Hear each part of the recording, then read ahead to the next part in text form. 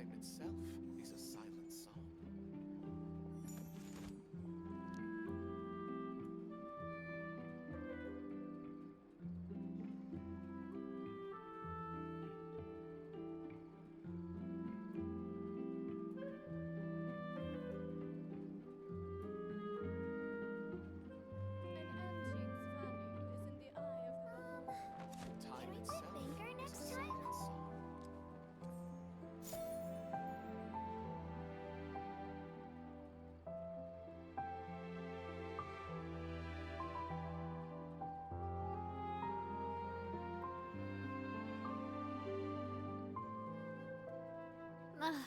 I really want to go traveling.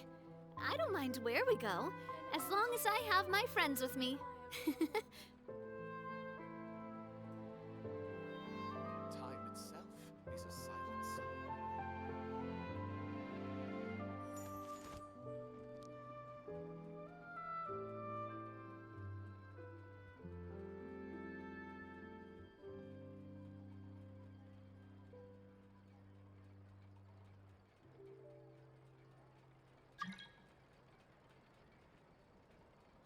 An antique's value is in Time the eye itself of the is a beholder. silent song.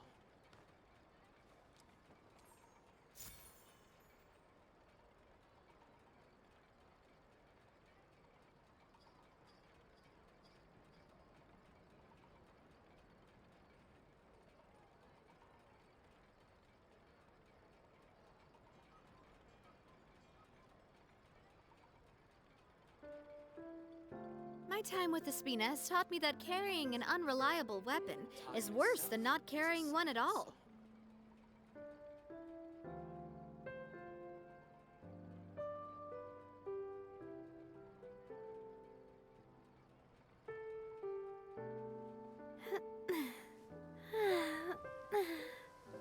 Oh, oh, um, mm. Time itself is a An silent antique's song. value is in the eye of the beholder.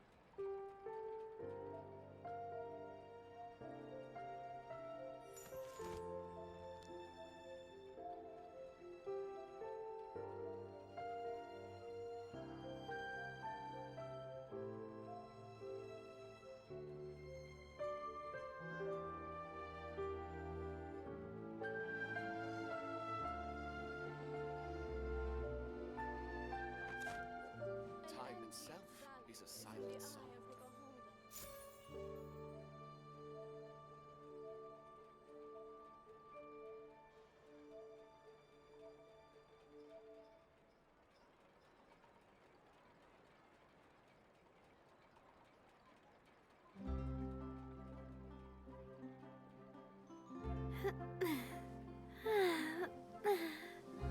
Oh, oh, um, mm.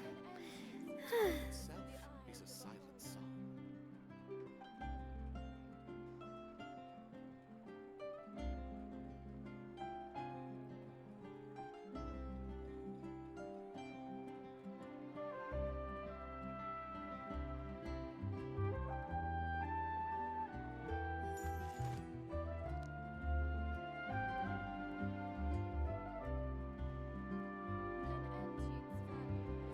Time itself is a silent song.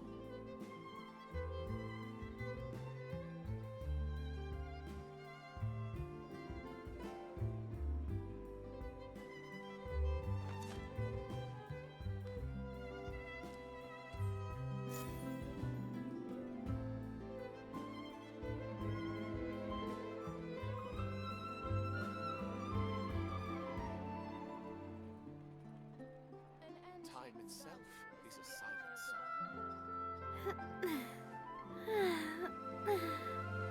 Oh, oh, um, mm.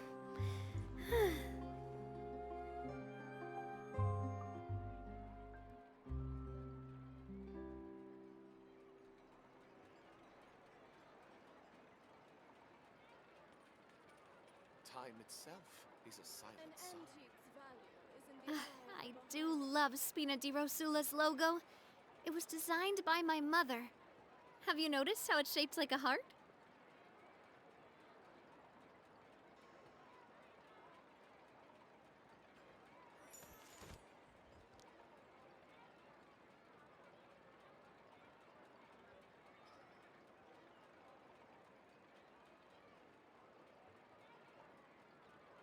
Time itself is a An silent song. antique's value is in the eye of the beholder.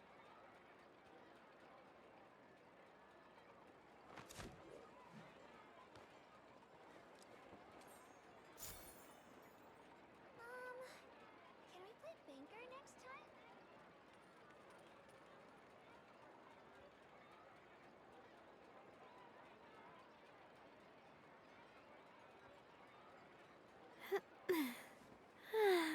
An Time antique itself Oh, is a silent song. oh, mm.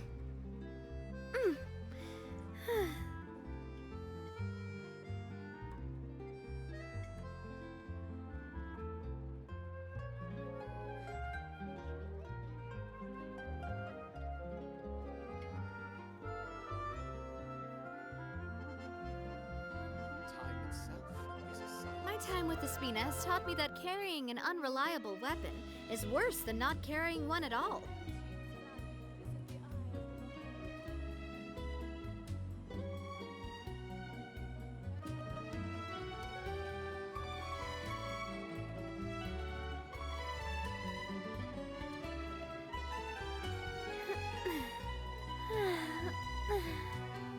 Oh, oh, itself is a silent song. mm. Banker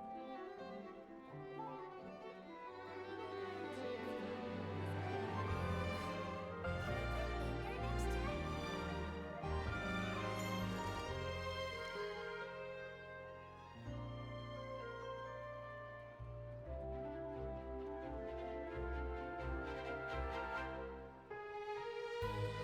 Time itself is a silent song.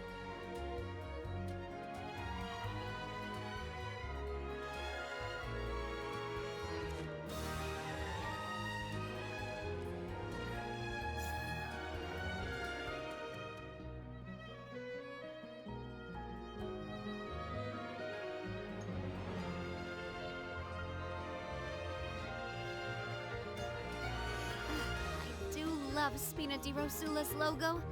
It was designed by my mother. Have you noticed how it's shaped like a heart?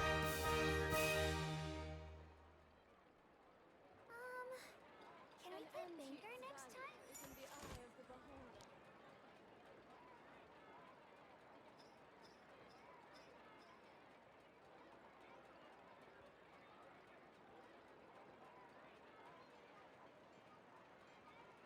Time itself is a silent song.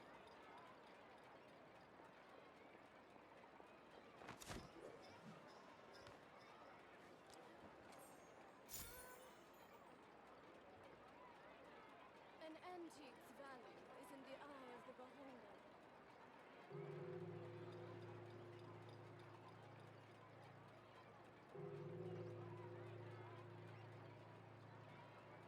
Time itself is a silent song. My time with the Spina has taught me that carrying an unreliable weapon is worse than not carrying one at all.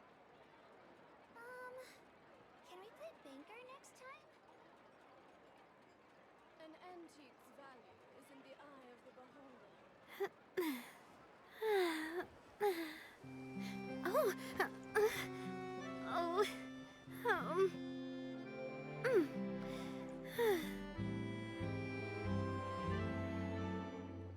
Time itself is a silent song. Can we play banker next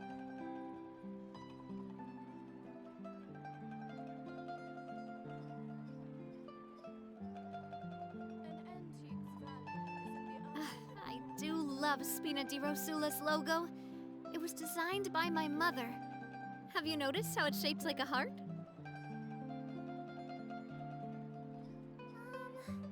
Can we play banker next time? Time itself is a silent song.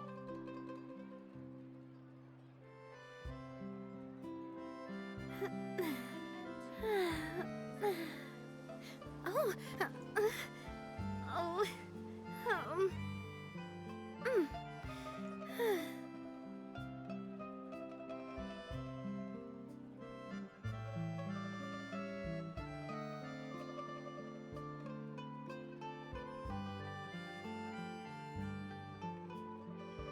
Time itself is a silent song.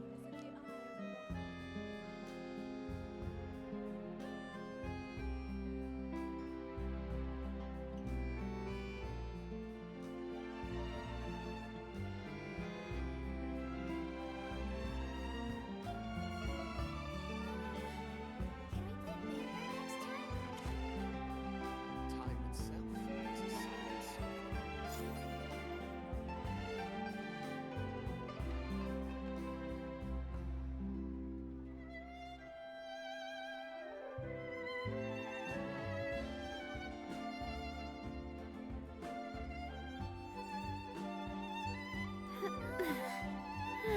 Banker next time? Oh, oh, um, mm. Time itself is a silent song.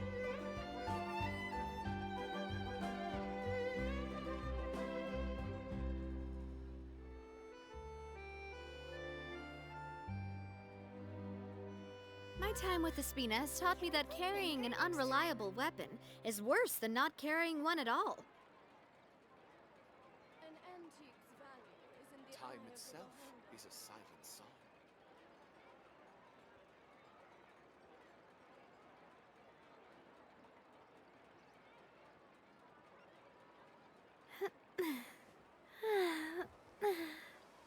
Oh, oh, mm. An antique's Time value itself is in is the a eye of silent the song. beholder.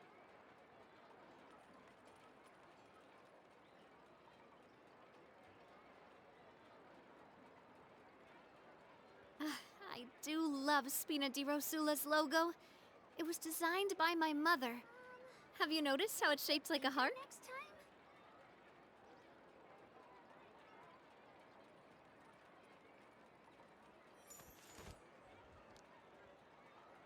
Time itself is a An silent antique's song. value is in the eye of the beholder.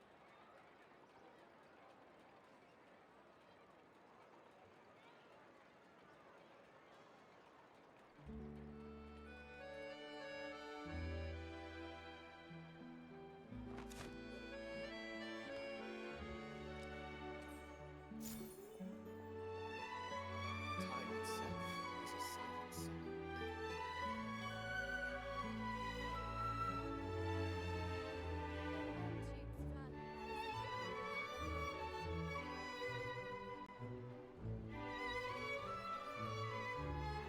Ugh, I really want to go traveling.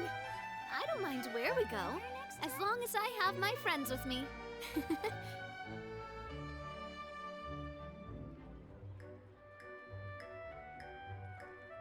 Time itself is a silent song. An antique's value is in the eye of the beholder. Oh, oh, um.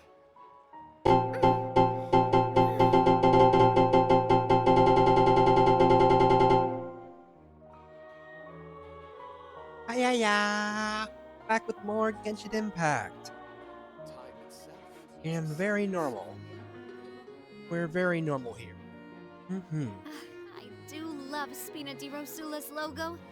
It was designed by my mother. Yeah. Ah, Yeah, let's get started.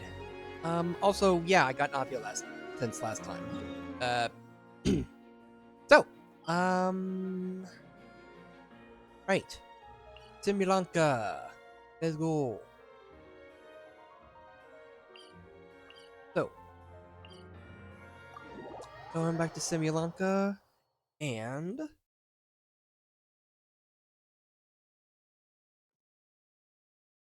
let's check out. Okay, well, we have the events. Okay, I got the prerequisite quest.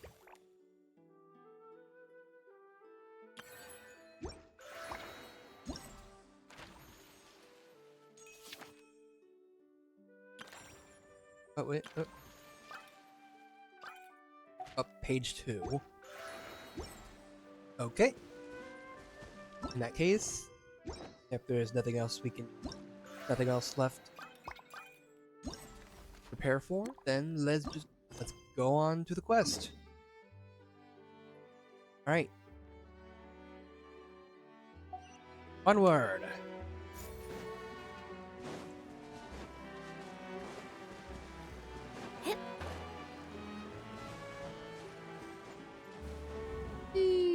Wait, was that a thing I could? Was that a rock pile? Yeah, it was. Can I go up higher?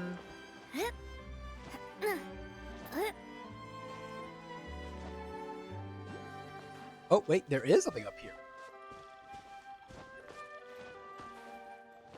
Okay, first let's just wait for the...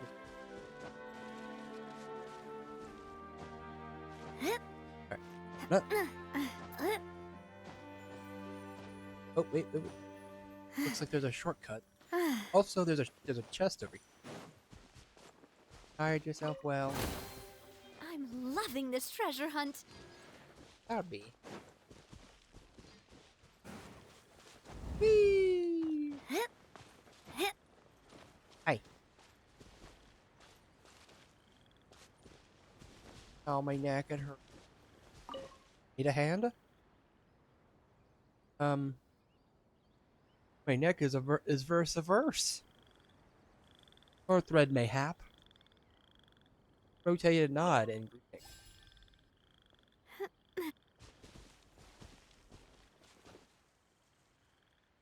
Rainsong Pond?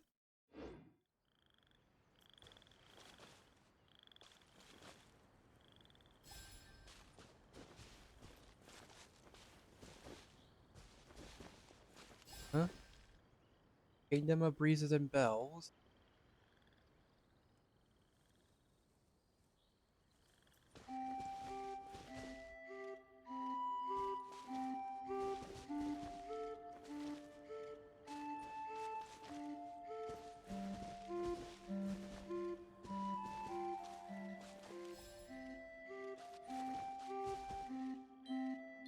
Huh? Okay. Constellation Metropole, it's...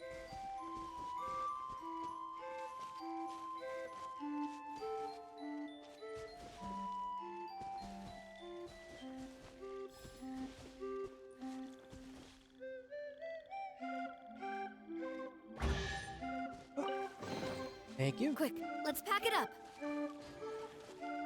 Oh, and there's the thing. Okay then. Oh, that was nice and simple, and with a nice reward along with it.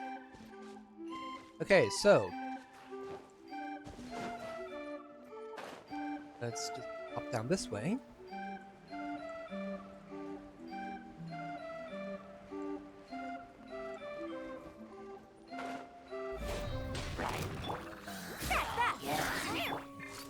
Hey there! With all my strength. Water jet!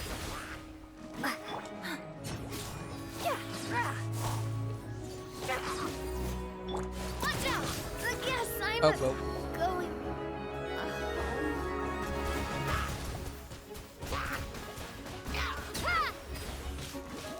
Here.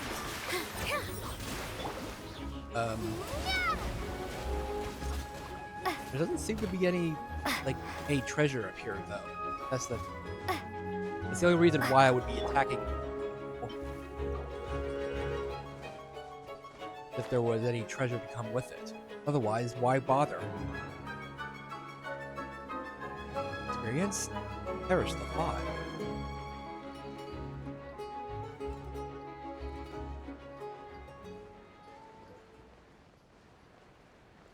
Oh wait, there's a thing.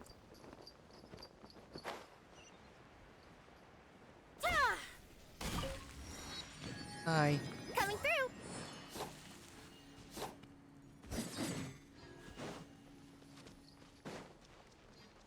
All right, onward.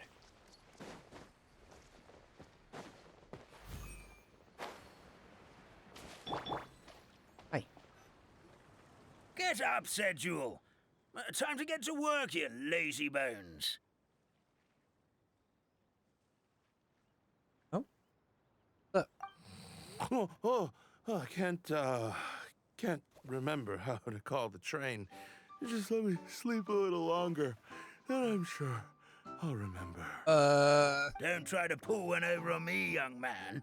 Your fading disorder has been cured. I saw you chugging cup after cup of magic tonic in the tavern last night. You must be mistaken, Grandpa Almond. That guy definitely wasn't me. Oh, you remember my name now, do you? Then it seems like you're all better. You had no idea who I was when you were fading. Now, enough of your nonsense. Get up. The fairy and her friends are going to be here any second. All right, I'm up. The Maritime Express should be here soon. That's more like it. Lie there any longer and you'll start gathering dust. Is everything okay? The hero, her pixie companion, and the forest fairy. I didn't know you were already here. Oh, merciful macadamias. I'm sorry you had to see that. Yeah, it's okay. Oh, it's all right. Paimon knows the feeling. Who doesn't want to sleep in first thing in the morning? Exactly. Does the Maritime Express run out of Constellation Metropole? Yes, each train needs a conductor to operate, and the conductors are always from the capital. The more difficult maneuvers are a little too complicated when you're made of paper. Oh, so you mean the people of Constellation Metropole aren't origami animals like you? Well, the city welcomes visitors from all over the world, so you're bound to run into some forest dwellers there. But yes, generally speaking, the residents of Constellation Metropole look quite different from us. You'll see for yourself soon enough. Here comes the train.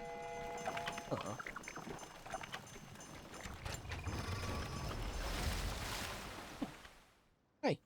Hi. Pleasure to meet you, everyone. My name is Will, and I'll be the conductor for your journey today. I'm assuming you're the ones who called the train. Whoa, it's a little toy man! That's Yes, cute. we called the train. The hero and the forest fairy need a ride to Constellation Metropole. Mm-hmm. The hero and the forest fairy, the ones from the prophecy. Yeah. Why didn't you say so earlier? We could have prepared a far more luxurious train. I'll just go back and get a better one. That's okay, Mr. Wheel. We're trying to get to the city as fast as possible. We just need you to get us across the sea. In your capable hands, I'm sure we'll get there in no time. Of course, my lady. It would be an honor. Well then, all aboard, sit anywhere you like. We'll get a stunning view of Simulanka no matter where you're seated. Mm-hmm. All right. Good. Imagine just grabbing it, just going back and getting a better train. Breakfast. Yeah? Who? Did one of you just say something? Me. Also, hi, Juju. Starlight. Hi. Hi. Welcome. Wasn't me either. Breakfast. Oh, come back. What? Sounds like the voice is coming from inside the train.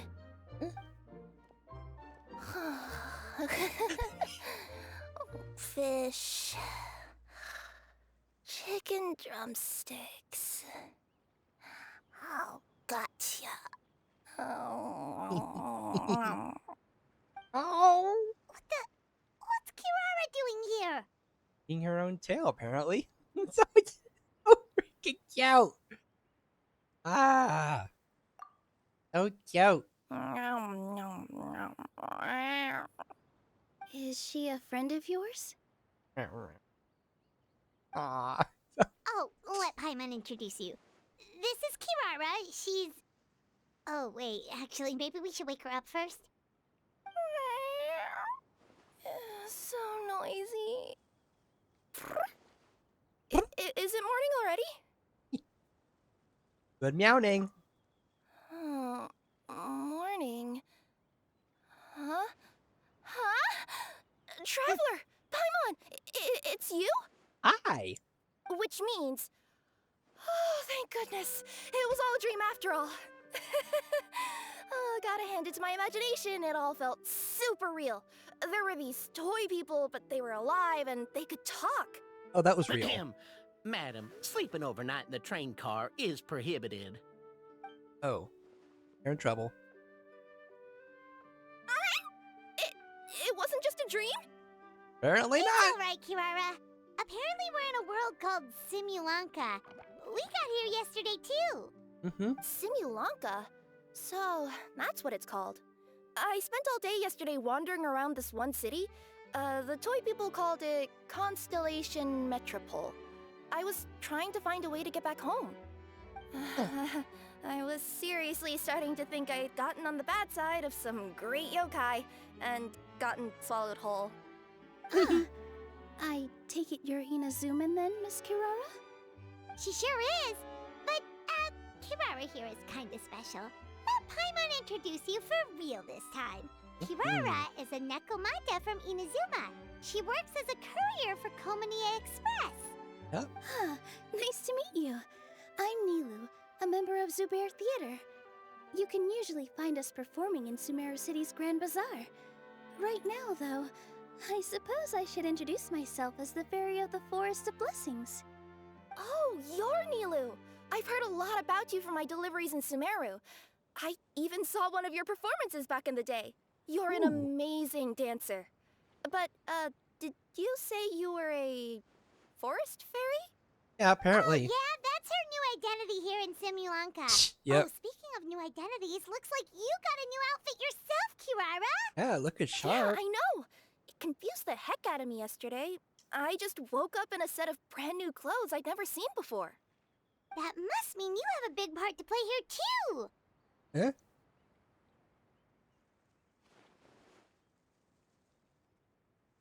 Why a nose little bit of a squish?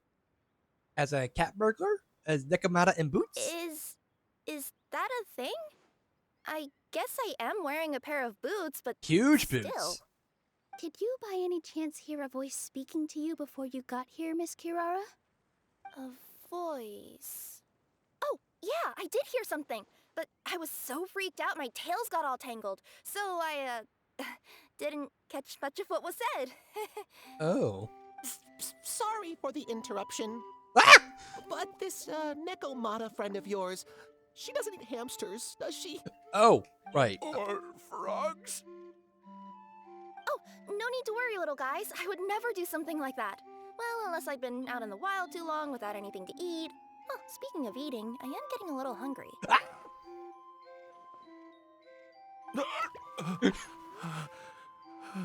Oh no! Oh no!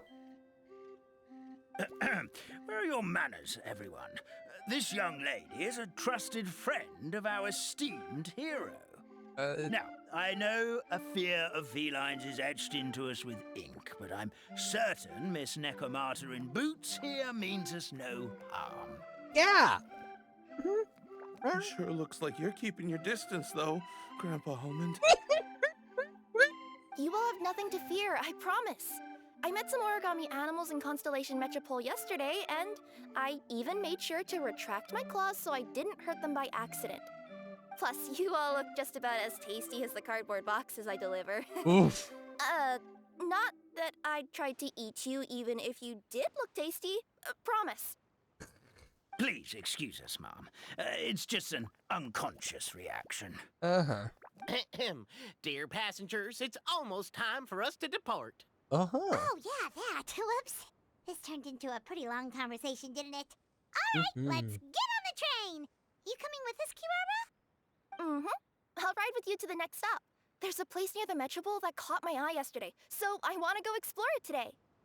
Then all that remains for me to say is, on behalf of the Forest of Blessings, thank you once again for all you've done for us. May the goddess of fate be with you and bless your journey, Madam Fairy, Miss Nekomata in boots, and our brave heroes. please do visit us in the Forest of Blessings again, once peace has returned to this land. We will. We'll definitely meet again. Mm-hmm. Take care, Grandpa Almond.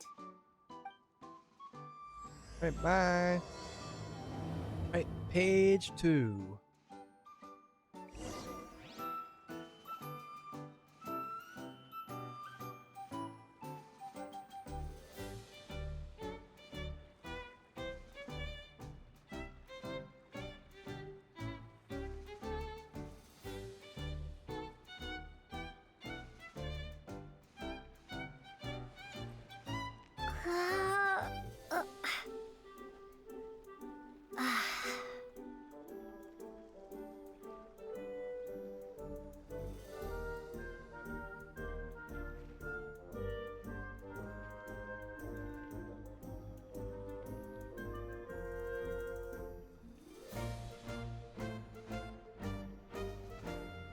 Alright, I was trying to look something up real quick.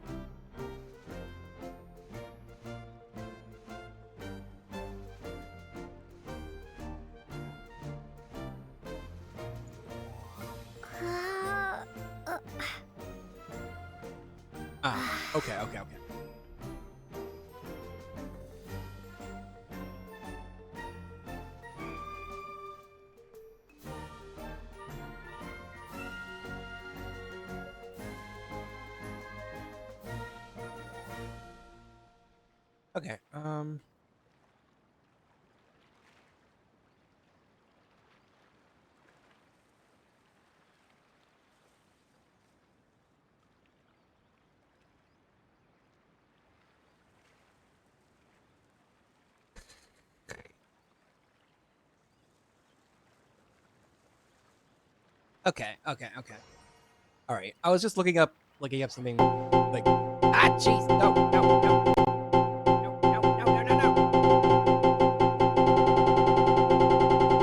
Hey, stop. Okay. All right. Sorry about that. Anyway, let's go.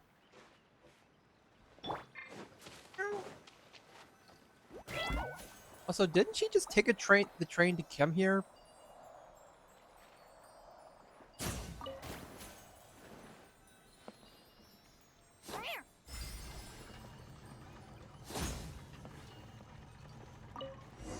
All right, well, let's go.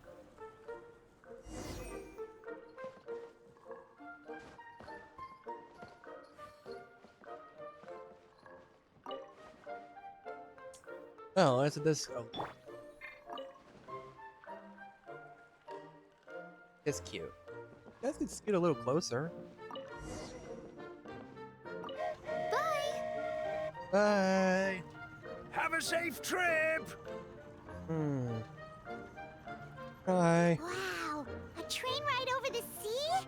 What an incredible view! Yeah, what? Please keep your head and arms inside the train at all times. We don't want anyone falling into the sea. Oh, yeah. Wouldn't want that at all. There's a train coming the other way too! Hey! Hey, hello there. And now that the fading disorder is cured, I'm sure the forest will be a lively place again in no time. I gotta go explore that forest at some point. It looked so pretty from the train. I just hope they, won't be too scared of me. We'll be arriving at our destination shortly. Please prepare to disembark. Oh? Disembark. Bark, bark. Meow. Here we are. Constellation Metropole is right over there. It's a short walk from here to the Gear Sky Ladder, which will take you right to Metropole Square. And thank you again for choosing Maritime Express. Yeah. Great. Doggy. And thanks to you for a smooth and pleasant journey, Mr. Wheel. The was a train cars real were comfortable pleasure. and spacious, and I had a great night's sleep. I'll definitely be back. As you wish, ma'am.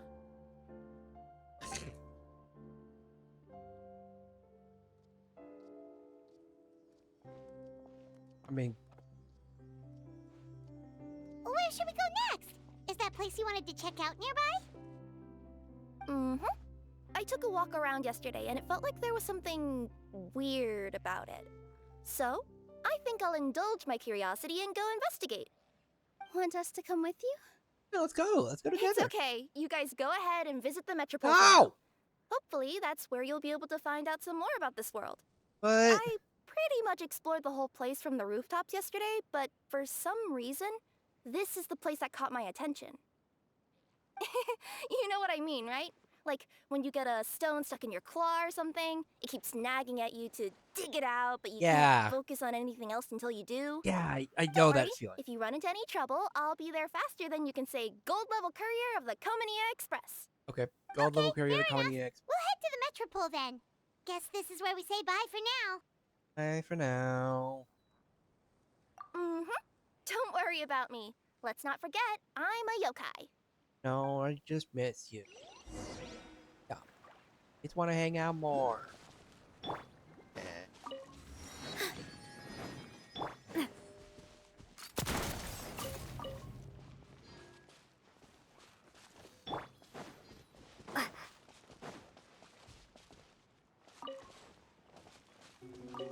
Rabba? Hey, are you guys already finished with everything in the Metropole? No need to prioritize me. There's just this place I really want to go check out. Feel free to get back to me once you've got everything sorted out. Great! Then let's go! I've delivered packages all over, but I've never seen a mysterious fairy tale world like this before. Looks like nobody has gotten around to repairing this house yet. Ugh, even I wouldn't dare to sleep in there. It might suddenly collapse in on you.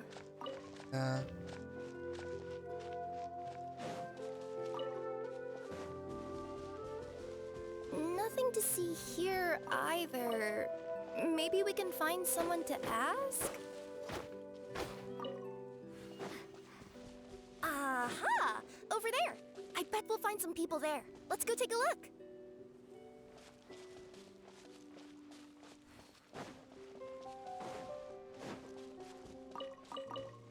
Oh, no one You will. want to check out the area over there? Okay, I'll wait here for you. Sorry. That's that! Express delivery! Okay. Uh-huh.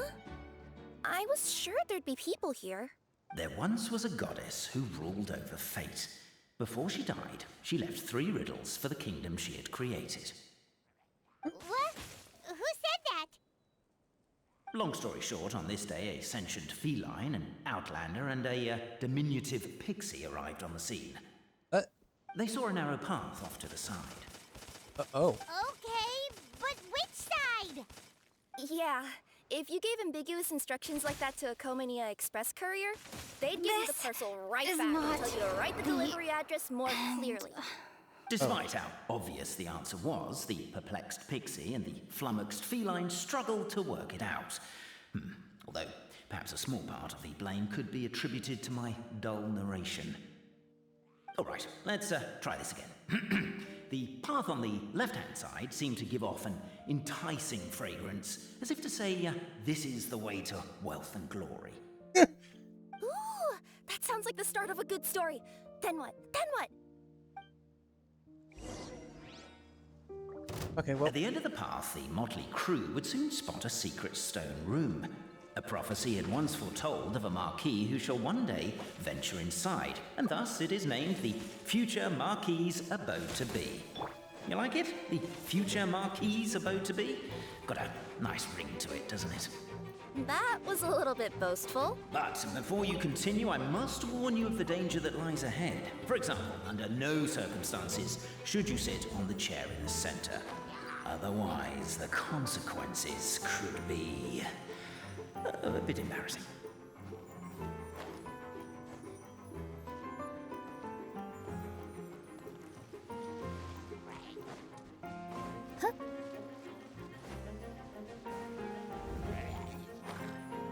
Oh, there it is. Yeah.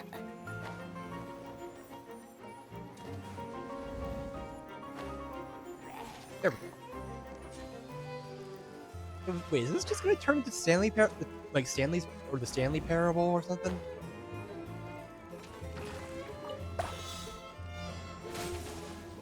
Wait, where?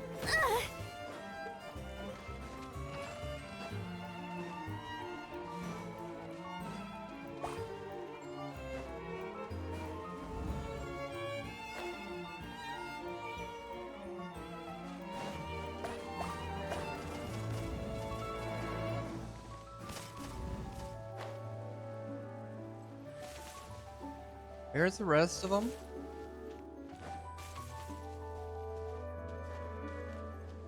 Oh, wait, seriously, where are the rest of them? Deep breaths. Oh, over there. Sorry that couldn't notice them. They were kind of, I'm kind of being attacked by a sentient plant. Hey there!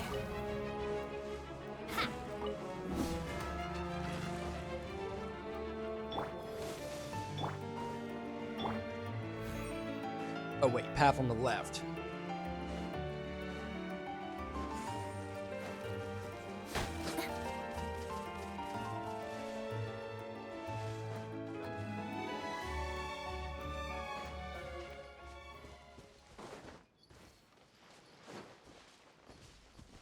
Or wait.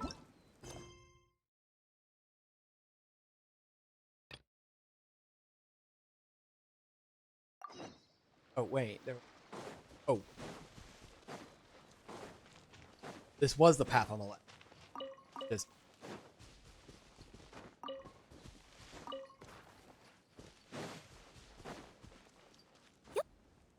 Yep.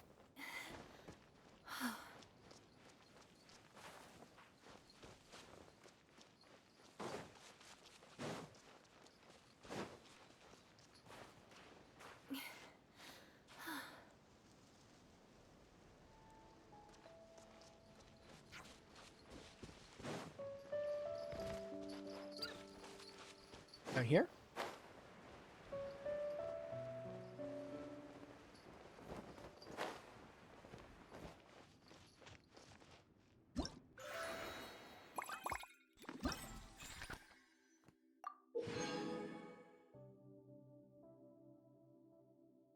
Oh, cool.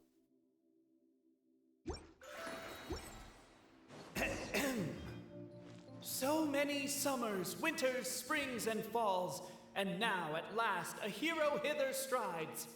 This realm knows not what lies beyond its walls. Its secrets mystify the world outside. Wait, new voices. Who are they? So they said not to sit on the center chair. Stop the poem. We have a situation. Something's up with this person. What? Traveler? Are you alright? Turns out there's glue. I thought it was a whoopee cushion. Come on, you can do it. This can't be how our story ends. Or that you don't want to tear your clothes in the process. They mean a lot to you. Can I give you a hand or a tail, even? Clothes intact. Dang it. I mean, what? Cape, forgive me for breaking the rhyme scheme for a second, but I want to hear your take on this. So, any outsider who comes in here would surely see the documents on the table, right? Unless she was visually impaired. And unless she's got tinnitus or something, she'd definitely have heard what we were saying. All I'm trying to say is, if this poor person can't see or hear properly, I just feel kind of sorry for them. Oh, we hear you loud and clear, so watch it. That's just so mean. I just like when you tell me to not do something, like I'm gonna do it.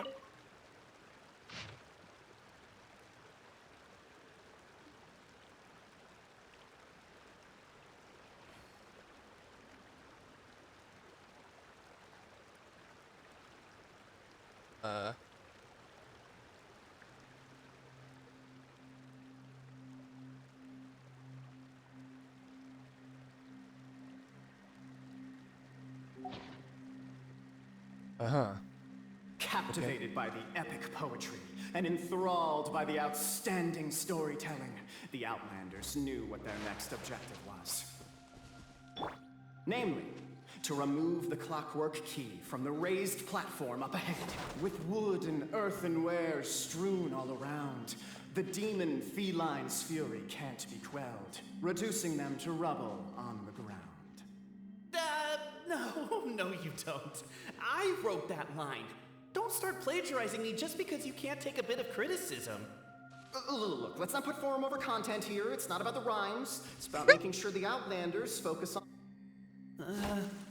Perhaps the Outlanders are worried that something drastic will happen the moment they remove it.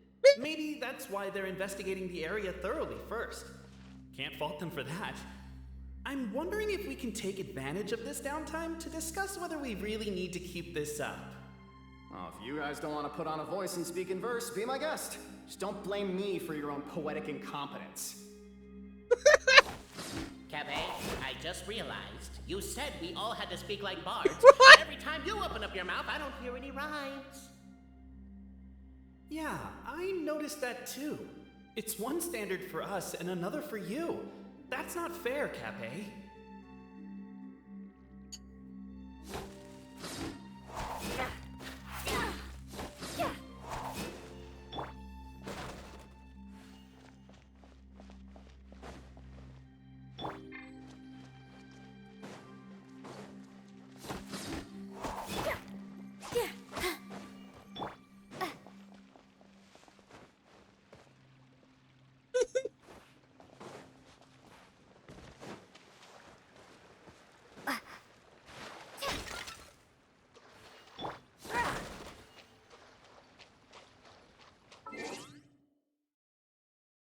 Like they definitely said something when I hit one of the jars, didn't they?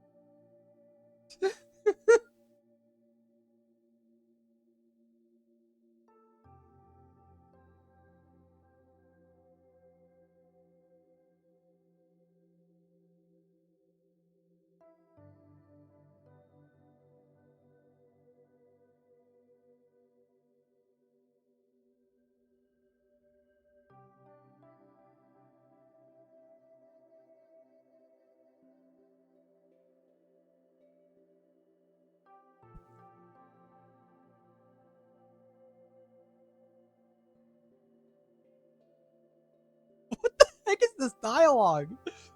Like, oh my gosh. Some of this dialogue for like additional dialogue is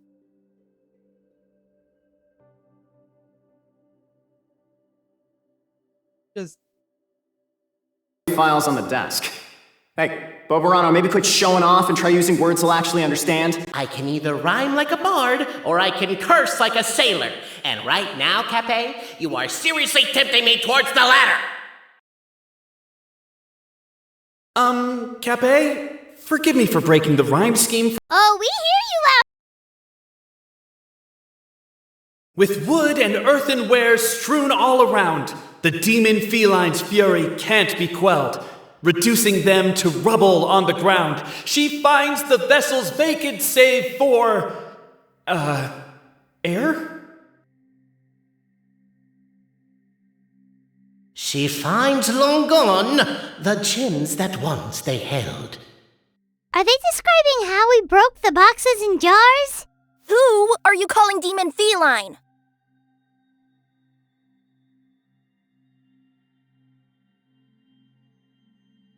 The weary foes falter in their quest. For home they long, for friend and kin they yearn. These thoughts in mind they pause and seem it best to cease this foolish errand and return. Hey, rhyme time's over. They're already gone. Aha, they're back. Seems our Outlanders pined for the desktop documents after all. Okay. What is? There's so much dialogue, like so much optional dialogue here. Captivated by the epic poetry and enthralled by the outstanding storytelling, the Outlanders knew what their next objective was.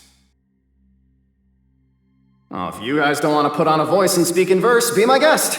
Just don't blame me for your own poetic incompetence. With wood and earthenware strewn all around, the demon feline's fury can't be quelled, reducing them to rubble on the ground.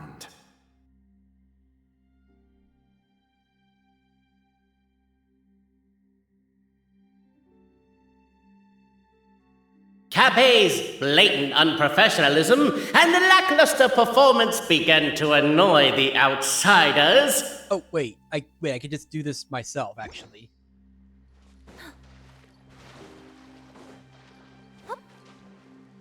There's so much optional dialogue here that there were...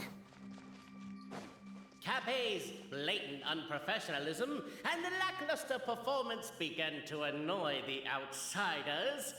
He decided to step out to get some air and come back with a change of attitude. Oh, get off my case.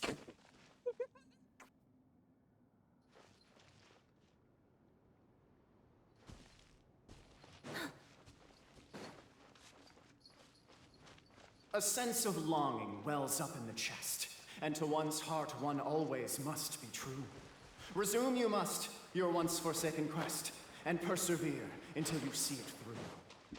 Finally, the Outlander returned to the sacred clockwork key of destiny. My gosh! A poem from Capet! I can't believe my ears!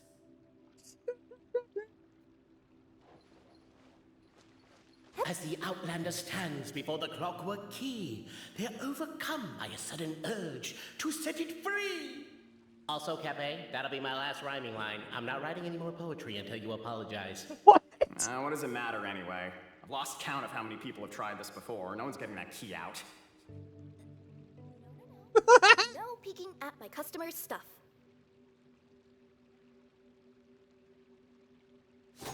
Strong as stone, firm as steel, the Outlander pulls, but it does not yield. This has happened many times before, but this time is different. A thought enters the Outlander's mind. Attack! Attack! First weaken the structure, then seize the treasure.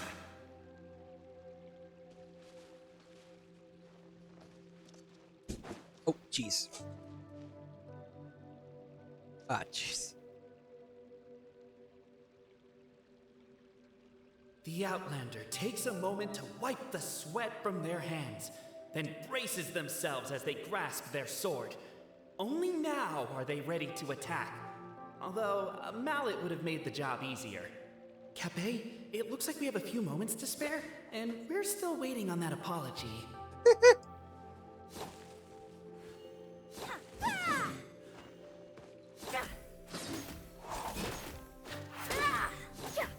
The attack now over. Only one final step remains. Now it is the time to seize the key.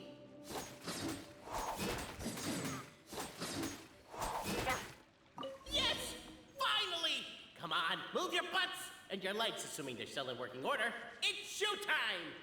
No hard feelings about your lack of poetic contributions? Oh, let it go!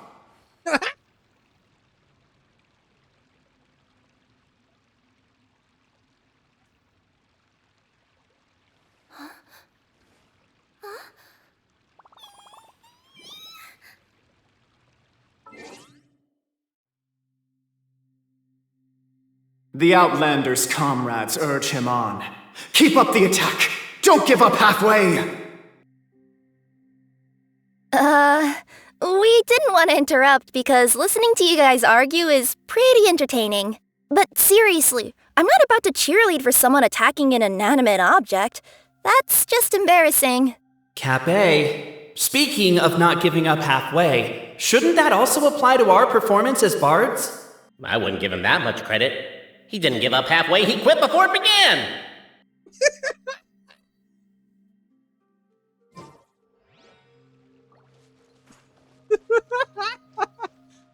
This is just this is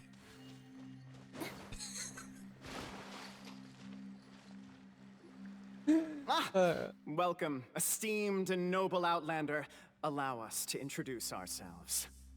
We represent the 3 great clans of this realm, having been selected as its authorized historical supervisors.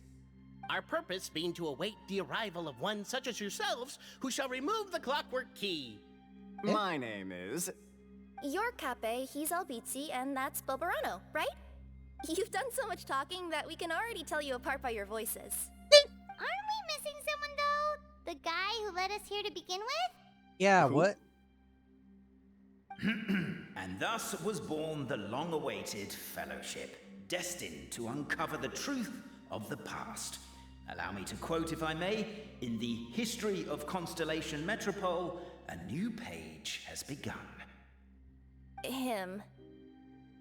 Well, there's no 4th person, so which of you is the ventriloquist?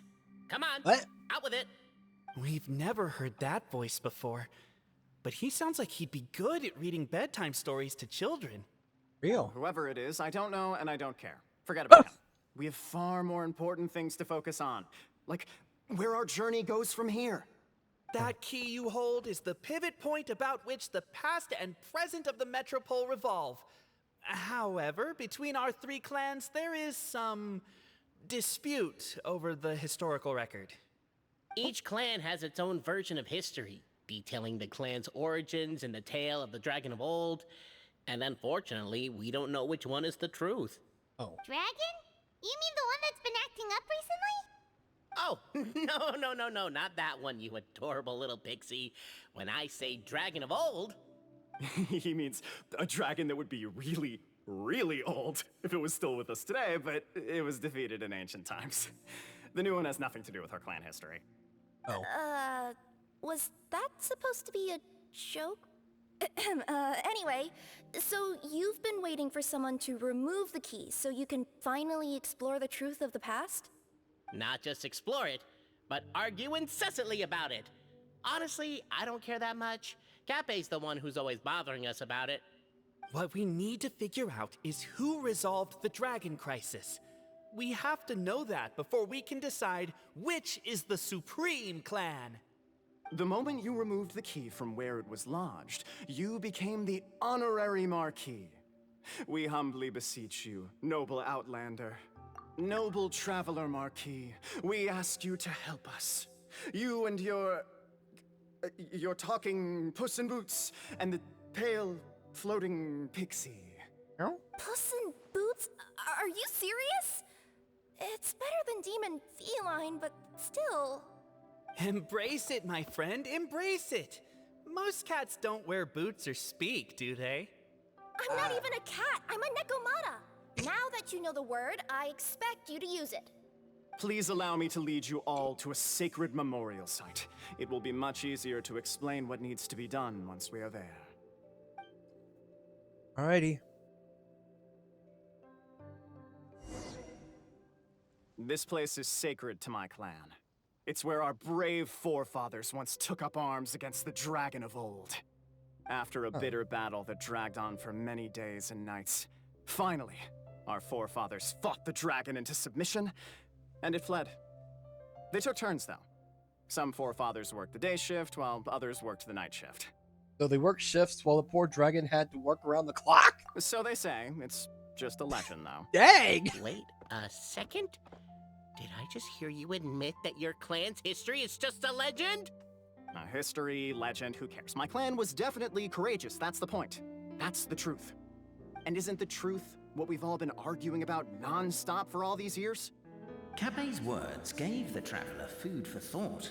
Could it be that the truth in a fictional world is equivalent to fiction in the real world? Aww. But that would have to wait. Apparently, Capet was not alone in his pilgrimage to this sacred site. Unwanted company had arrived. The traveler and the talking cat, Nekomata, decided to teach them some manners. Yeah, much better.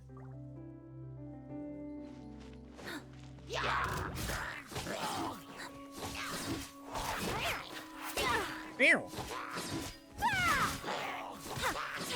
Coming through! Go! Coming at ya! Dance with the waves! With all my strength! Wow. A true display of heroism and valor. It was as if the spirits of my ancestors were... Your martial prowess and show of courage are a more vivid reenactment of my ancestors' feats that suit the modern aesthetic. Wow.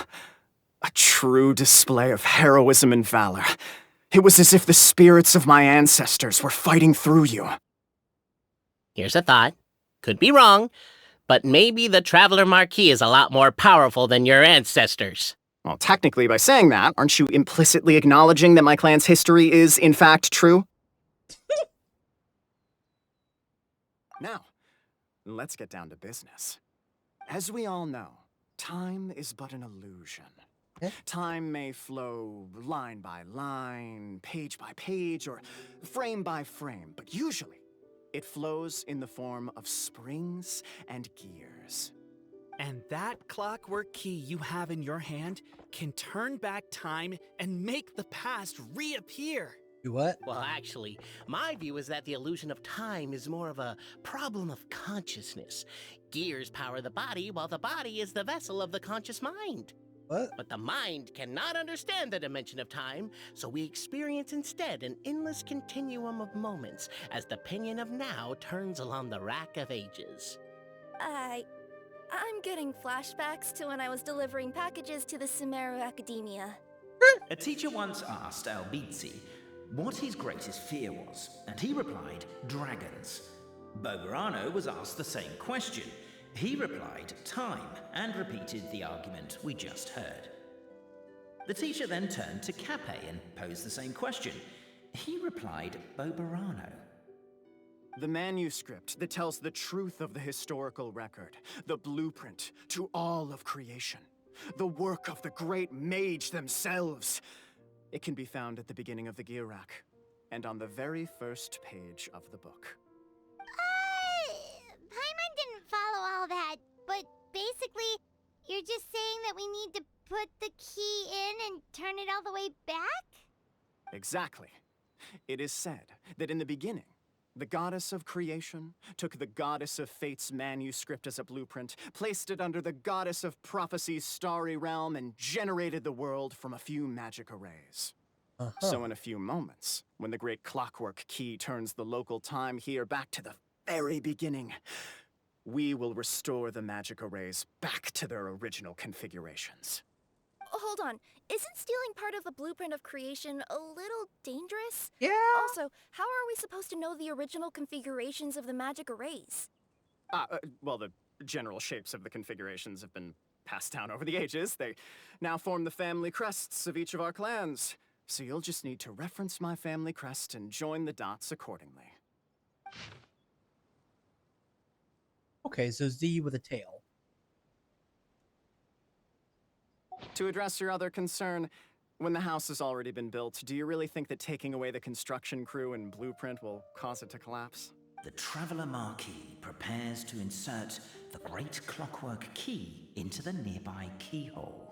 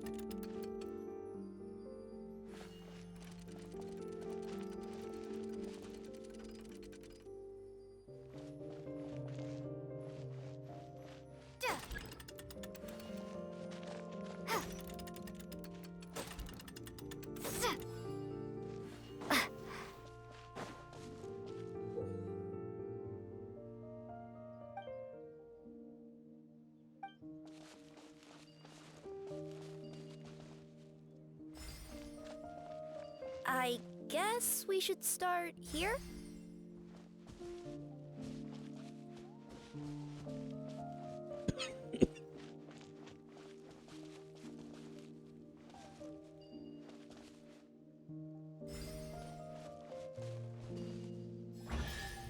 Ah! A reward on the. Behold, the sacred writings that record the truth of. No, wait. That have shaped the truth of history. Gather round and let us bear witness.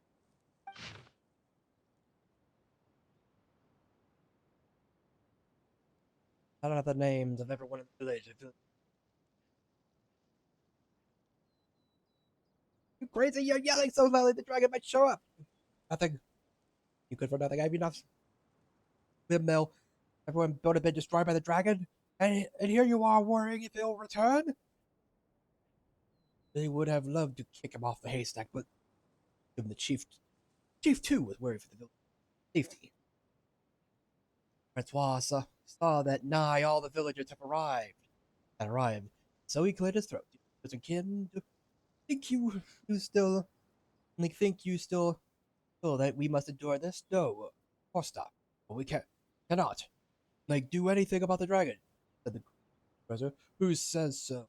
I did not leap onto its neck from the windmill blades. Stepping on it twice, it did not fall down and flee. Perhaps everyone worked so hard to build the mill that was destroyed. Everyone's emotions became inflamed, lifting on their fists. Only their fists. They decided to take on the dragon. Francois lifted his own hands and calmed the crowd. Let us go home for today. Everyone's present. Lack of self-preservation is not favored with rather wrath if we yet desire to fade. Up, blub. This is a lot of text. Okay. Feast your eyes, rejoice, and cheer, for this is the unquestionable truth. Look at the signature. Nobody is capable of forging that. I don't believe it. So, all along, our histories have been false? Don't lose heart, Albizzi. It does not follow from his is true that ours are false. That might be the most bogus logic I've ever heard. But keep up the mental gymnastics, Boberano. I've been waiting for that look of jealousy on your face my whole life, and I'm gonna savor it. And yet, it seemed that this conundrum could indeed have more than one solution. Everyone agreed that there may be more than one truth. What? The party decided to visit the sacred sites of the other clans and see what their documents had to say. Isn't a narrator supposed to remain detached and objective? It feels like you're forcing a narrative agenda on us here. Well, whatever. I'm in a good mood. Let's do it. The instructions say to repeat the process 3 times, and besides, I'm looking forward to watching you both be sorely disappointed. Let's do my clan next. I'll lead the way.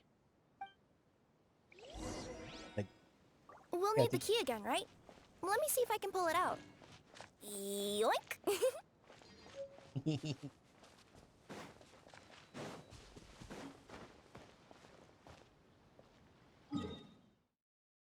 Alright, so next stop is the Boberano clan. I will probably end up running into a few other quests. Or into a few other...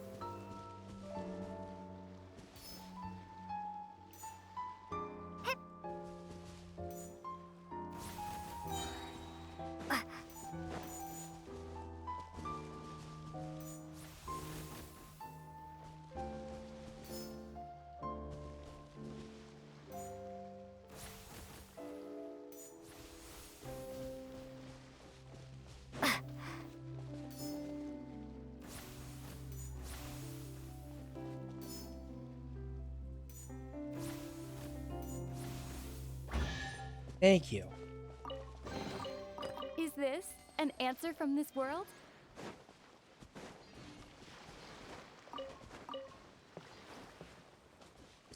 All right.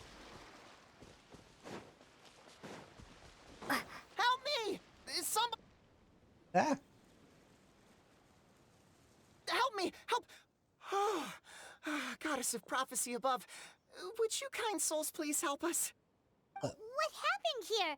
Why are you all suspended in midair? I mean, being stuck in midair still beats falling to the ground and being smashed into a pile of blocks, but... I told him to be careful, but... No. Never mind. Now's not the time for that. My good friends, could I trouble you to turn the clockwork key over there? I'll explain everything in a bit. Eh? Okay.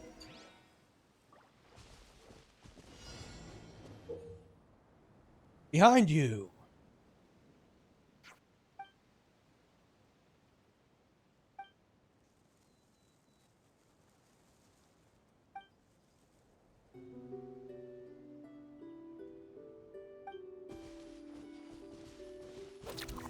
What?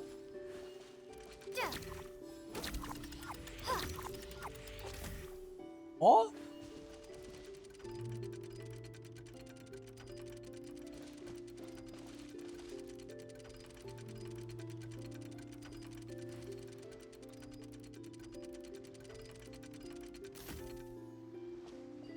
Huh.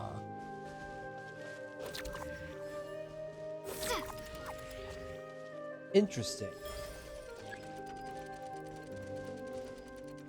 That is such a cool idea.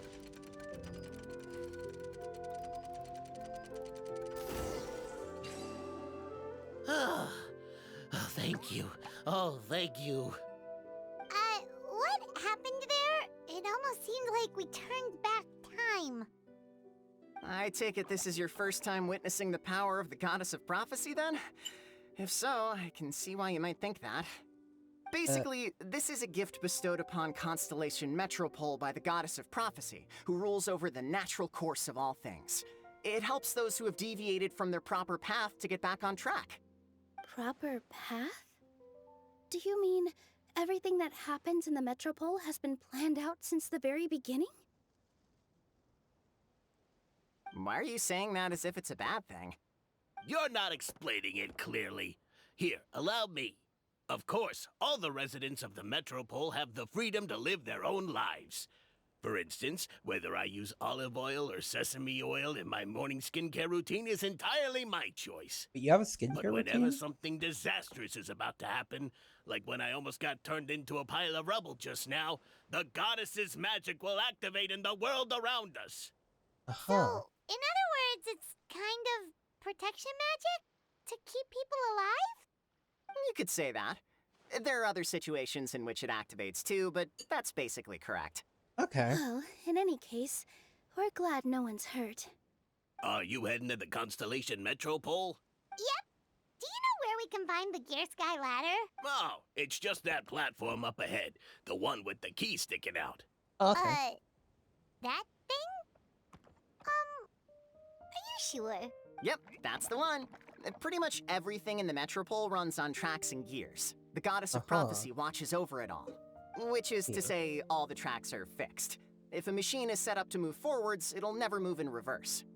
This reminds Paimon a lot of Fontaine's clockwork toys. Mm-hmm. You mean, like those music boxes with dancing figures? I think I've seen one or two from the merchants in Sumeru. Yeah, exactly like that. Anyway, sounds like it's not gonna suddenly fall out of the sky, so Paimon's okay now. Should we get going? Yeah, let's go.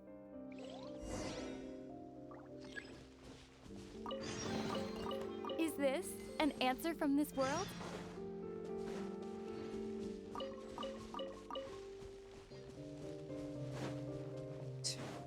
Right. Onward.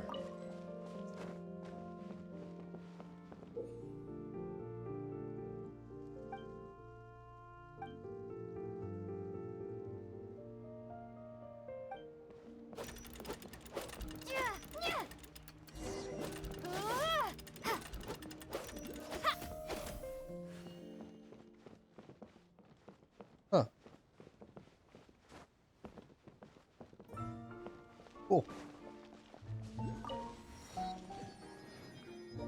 Suddenly feels like we're in Mondstadt again. But... Whoa, what a bustling city! This place is fit for a king! Our next step is to get to the top of the metropole and ask the goddess of prophecy for guidance.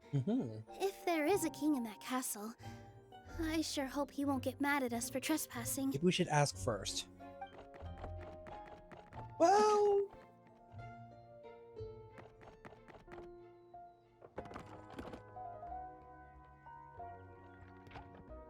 Oh.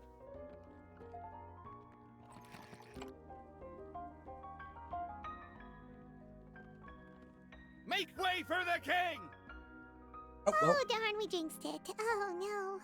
Did he overhear us talking about us sneaking into his castle? Paimon hopes he's not mad. Silence! The I one who apologize. shall soon stand before you is the ruler of Constellation Metropole, the one who descended after a meteor shower, and the protector of order, and all the stars in the sky. Huh.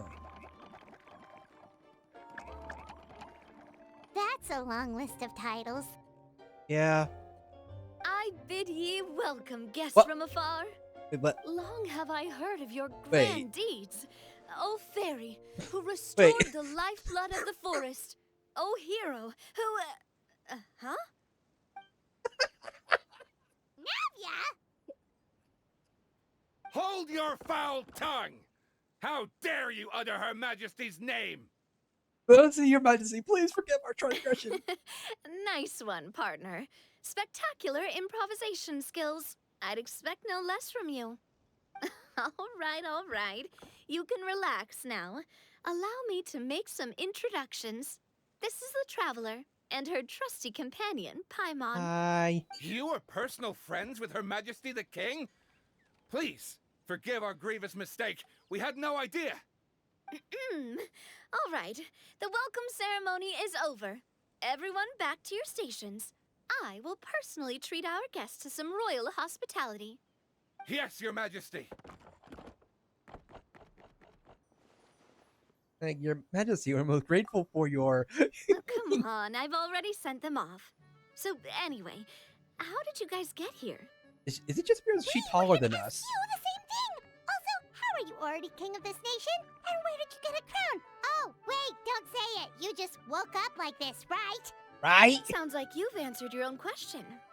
But before I woke up, I heard a voice say to me, "You are the king of Constellation Metropole. Now go forth and save your city." Oh. A similar thing happened to me. Uh-huh. Weird. Oh, yeah, sorry. You must be the fairy of the Forest of Blessings, right? Yeah. This is Nilu, a friend that we made during our time in Sumeru. Nice to meet you, Miss Nilu. I'm Navia, the president of Spina di Rosula. If you ever get the chance to go to Fontaine, make sure you come and visit me. I'm based in Poisson. Seems like you're taking this all in stride. Aren't you nervous about getting stuck here and never being able to get back home? Why would I be worried about that? We've faced much bigger problems than this before, and we always pull through. This should be a piece of cake. Besides, life's always full of surprises. You gotta learn to just enjoy it. That sounds like a great outlook on life. You have a very optimistic spirit. Thanks, I'll take that. Honestly, though, it also puts me at ease to find out that you guys are the fairy and heroes that I've been hearing about in this prophecy. Uh-huh. We're kind of veterans at dealing with prophecies by now, aren't we? Yeah. About that, has anything bad happened in the Metropole? We heard about an evil dragon. Did it make a mess here too? It sure did. Apparently, for whatever reason, he went for the stars above the city recently. Literally just flew up and started snatching them out of the sky. Wait, what? Luckily, the guards responded quickly and stopped the dragon from taking them back to his lair. Unfortunately, though, he dropped them before he flew off. Now they're scattered all around the Metropole. Oh. I've been out trying to retrieve them, but I only managed to get one of them before you showed up. Oh, I didn't ask yet. What brings you to the Metropole anyway? Oh, Paimon can explain. So this and that and that and this. Huh. I see. So you want to consult the oracle of the goddess of prophecy? Huh? Do you know how we can do that, Miss Navia? Well, the goddess's statue is indeed at the top of the castle. I can take you up there. All right. However, I've heard from the citizens here that the goddess hasn't given out any new revelations in a very long time. Oh. Really? But Grandpa Almond told us that he received his prophecy from the goddess. Oh, that's probably because the prophecy about the hero of Simulanka has been around for a very long time.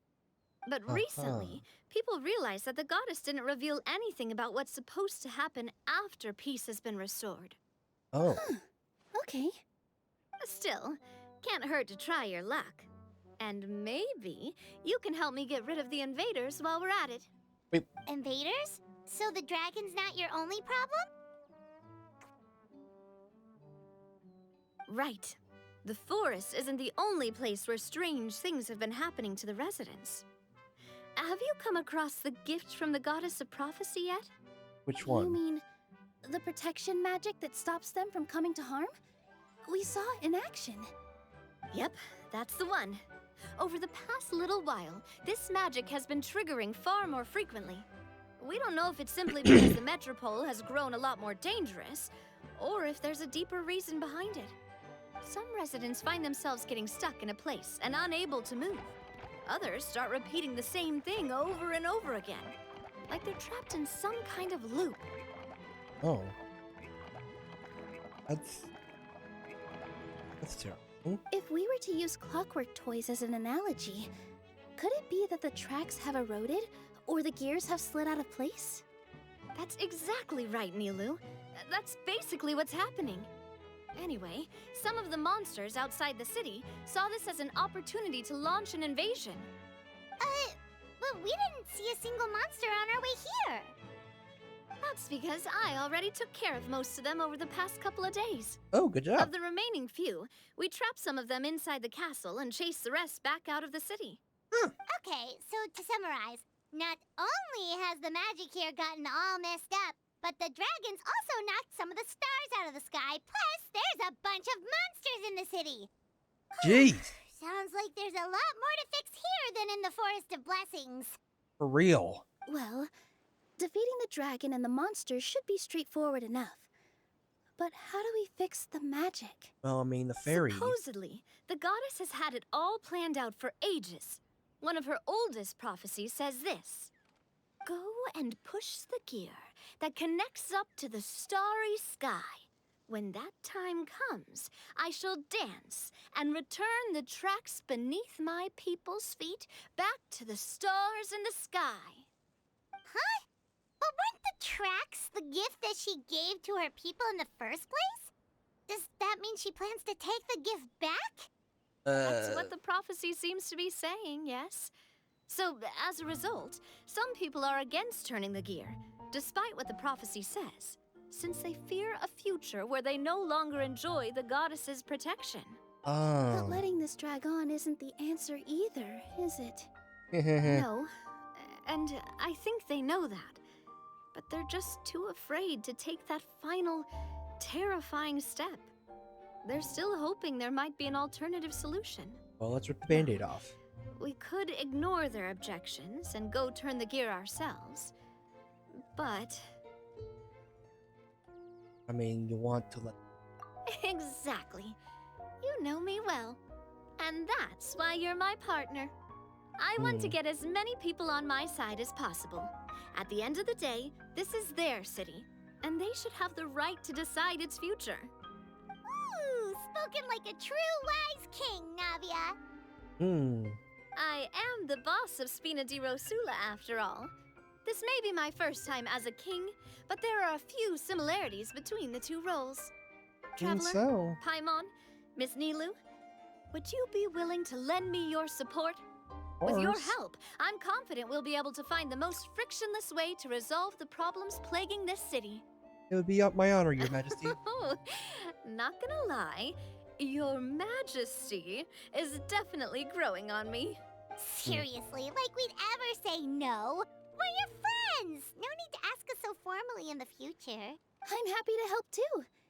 This is a beautiful city, and just like the Forest of Blessings, I would love to see it return to normal as soon as possible. Ah, great. As the King of Constellation Metropole, I extend to you my gratitude. All right, everyone, follow me. I'll show you the way to the goddess statue at the top of the Metropole. And stay close. You don't want to get lost in my castle. It's huge. Humble brag, but okay. Also, I do love the little... I do love the crown, even though it does look a little bit cursed, because... Or the crown looks a little off, considering I'm not used to seeing that much of her head. Balls.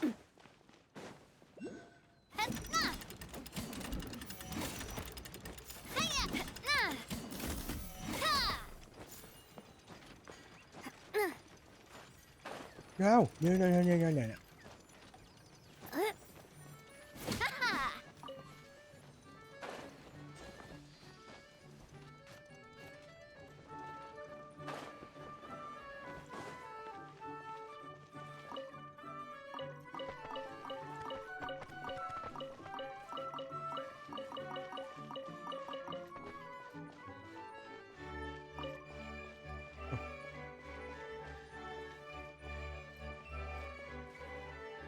Oh, well, we're here now. The party finds no pedestal in which to place the great clockwork key, only a locked door.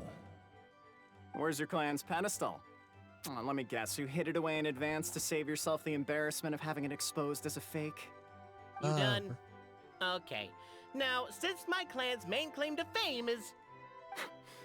Misinformation, half-truths, and fabrication.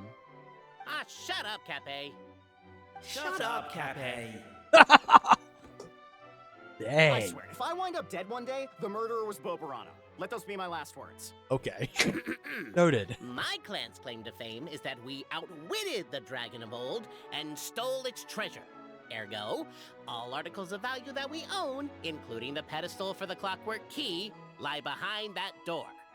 So, next step is open the door? Almost. There's one step before that. The door is protected by a smart interrogation system. What? We have to answer its questions, and if we get them wrong, we will alert law enforcement. Jeez. Well, do you at least know the answers? No. The correction fluid of time has dyed white the pages of the Book of Wisdom. No, I don't know the answers. Oh, great. But worry not. I had a quick word with the constabulary in advance. They'll ignore the alarm if we get the questions wrong, so answer without fear.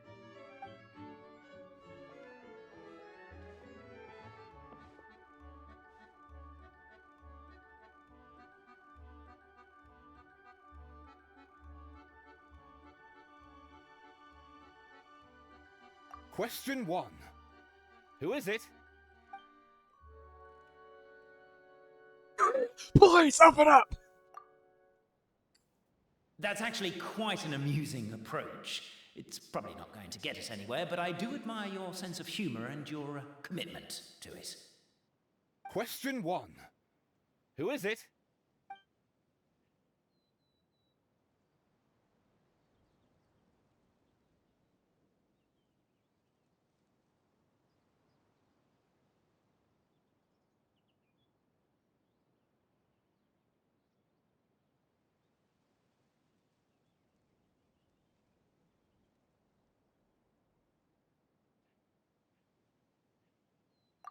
Ah, what an ingenious idea.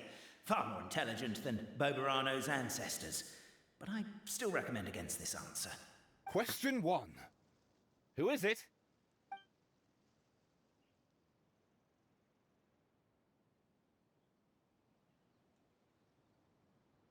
The great yokai, Nekomata in boots. And the trusty travel guide, Pixie! Travel guide! Trusty travel guide! Question 2. By which virtue did the ancients defeat the dragon?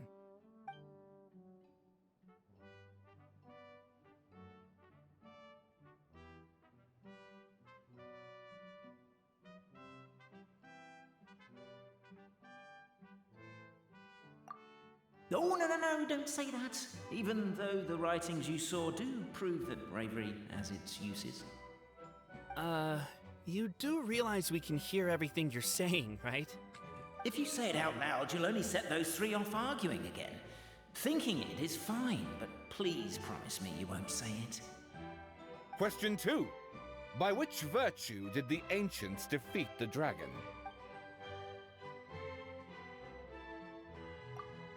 To be completely honest, hard work is a bit of an alien concept to us here in the Constellation Metropole. We have hardware and we have clockwork, but not hard work. Dang, Question man. 2.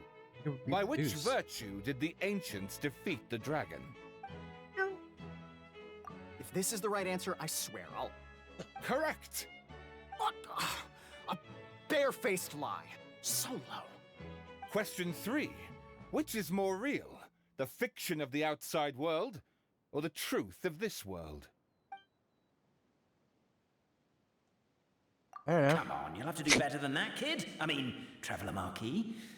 You and your friends are the only ones who know the truth about us. Question 3. Which is more real? Both are false. Please try to avoid being unnecessarily cruel in your response. Question 3.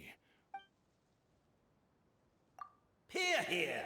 Who can be sure that the outside world isn't just a dream? Yeah. And that what? when the dreamer wakes up, they won't just find themselves inside a novel. There is no way to know, therefore both are equally real. All correct. You may have the key pedestal. Okay.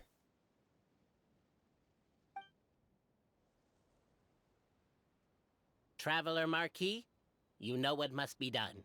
Please insert the great clockwork key. Oh, and this is my family crest. Oh, this is my bad. So a key, a diamond key. Gotcha. Starting from the left.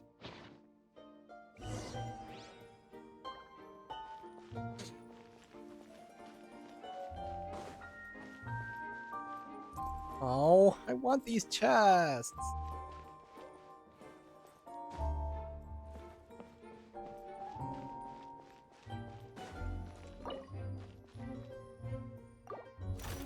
Ah!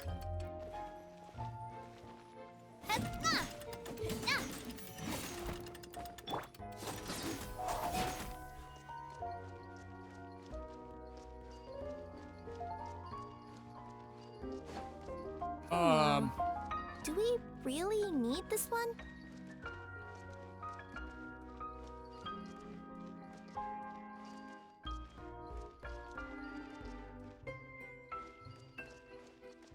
Huh?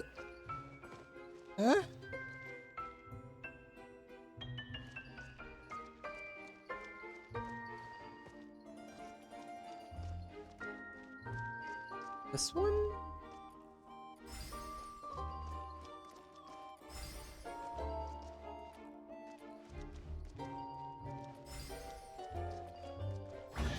Aha!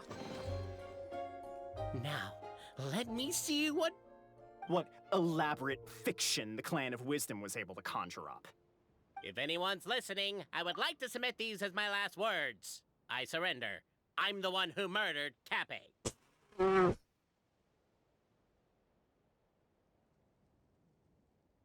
Well, also here are the other ones for the narrator. The Traveller Marquis draws a design that is practical and aesthetically pleasing in equal measure. One thing it is not, however, is correct.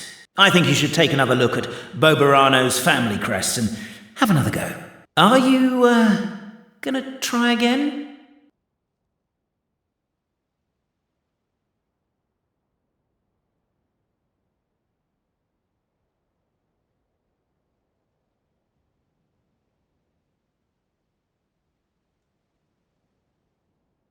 Why don't you give it another try?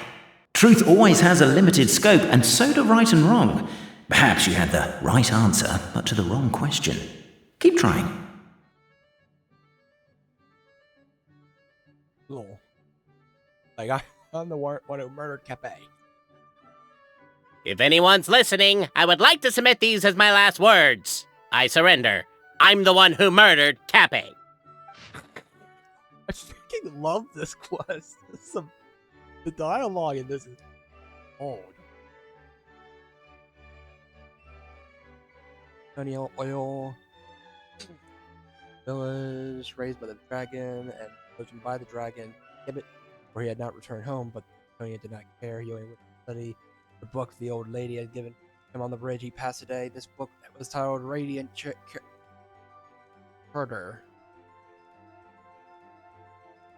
And within was reformed.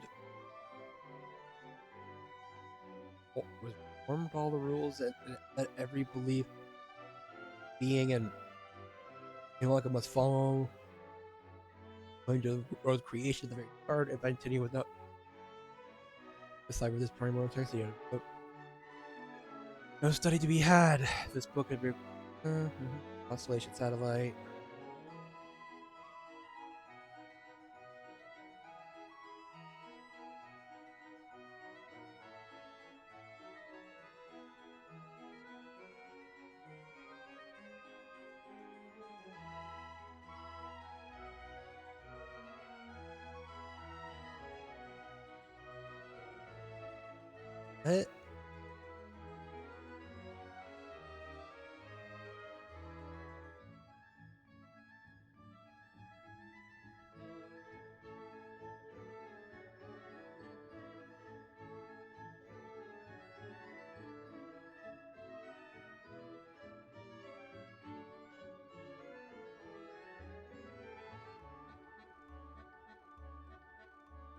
Like you sold for 8 and you bought for 9, so you lost 1,000 mora.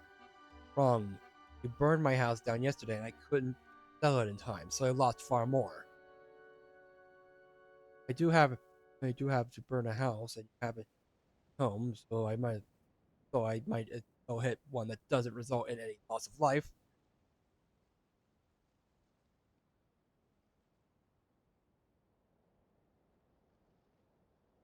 You've burned my house, I can seek damages.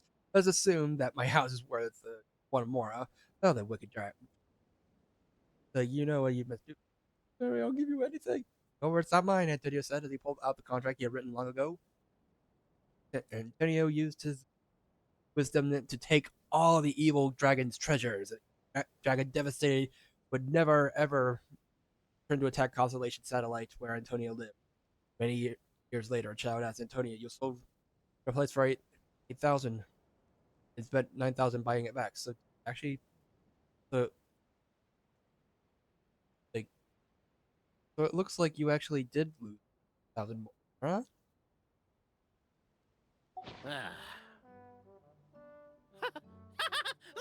Look! My clan's history is true as well! There's that same unforgeable signature again, right here!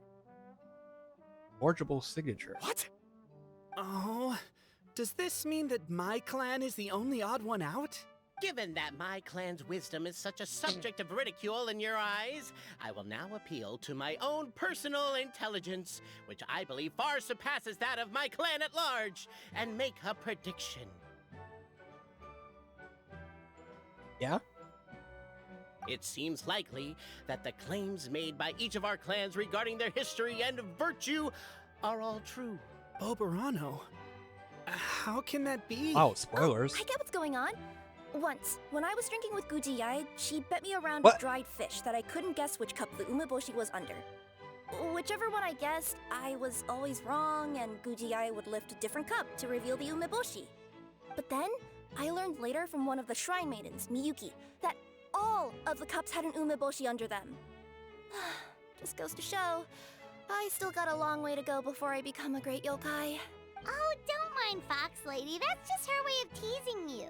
Actually, that reminds me. We can now open these 3 treasure chests. Woo! And unlike the guessing game you mentioned, this one's not a trick. Cool. Well, once you've plundered the last of Boberano's family wealth, we can go to my clan's place. Yay! Guess I'll take the clockwork key again then. Yoink! Hey, you do get the chests. Wow, I've never seen half the stuff in here before.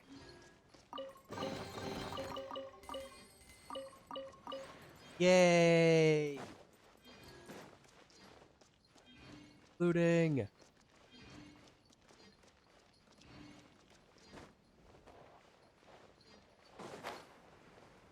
I love how he just goes yoink. Like, she's just really fitting in this.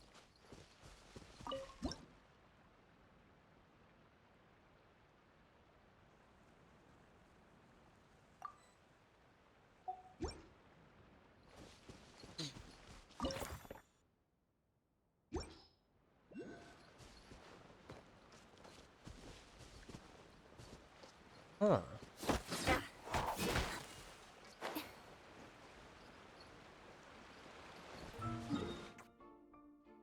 Oh, wait.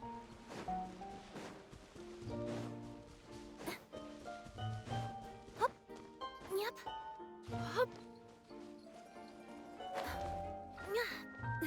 Yep.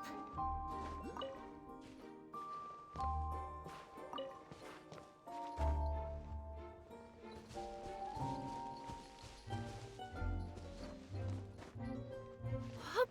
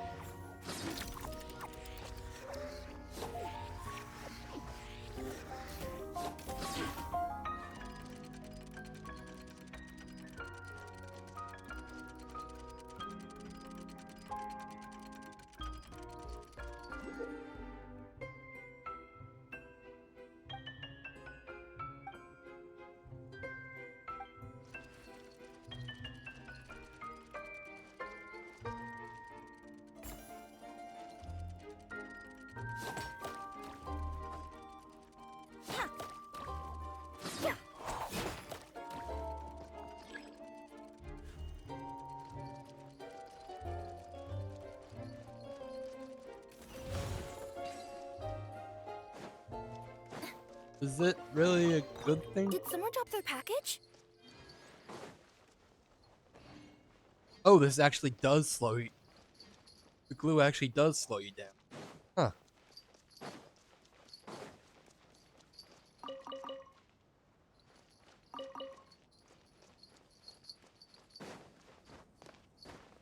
Okay, so onward and upward.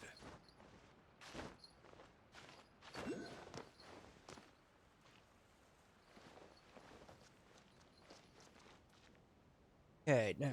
Yep. Yep. Yep.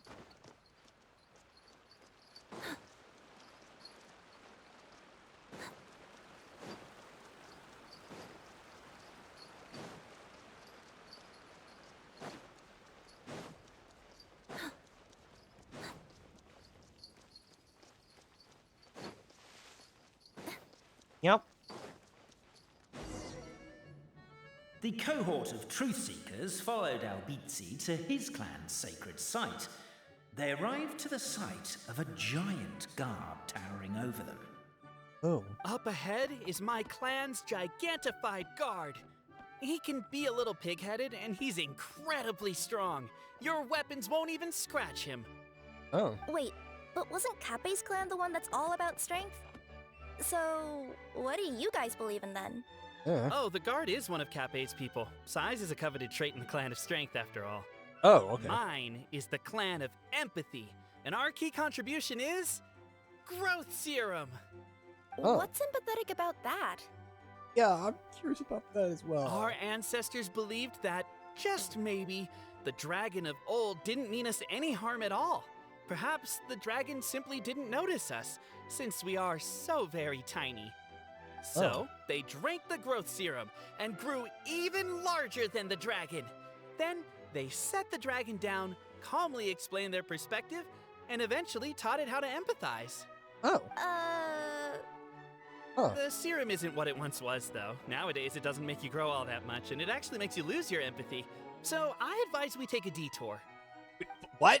Despite Albizzi's words of caution, somebody, no doubt, has other ideas. Surely we could avoid a conflict with the guard, they think to themselves, if we could just try to understand one another. You could, of course, just take the path to your left and go around. But some people are gluttons for punishment. It's all part of the experience, I suppose. What?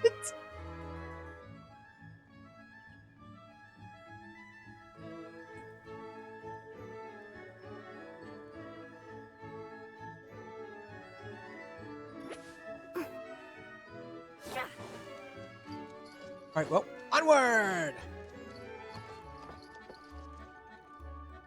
Everyone, I have returned. I come with the long-awaited Marquis and their followers to search for the lost origins of our clan. Well, we weren't told anything about that this morning. Get out of here. Leave us alone. Well, dang.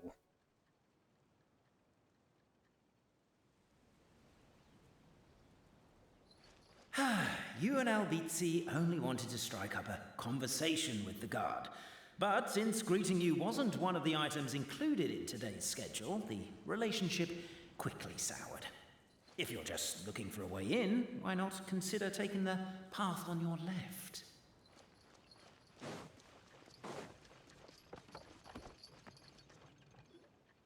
Everyone, I have returned. I come with... Well, we weren't told it. Well, dang.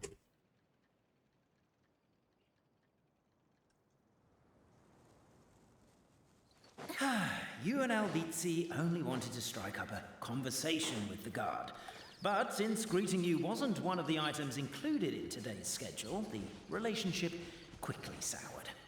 If you're just looking for a way in, why not consider taking the path on your left?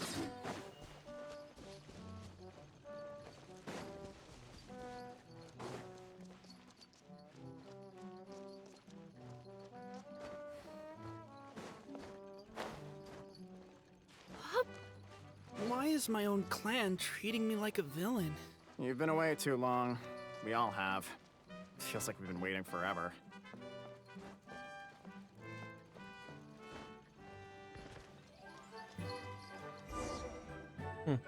We should be getting close.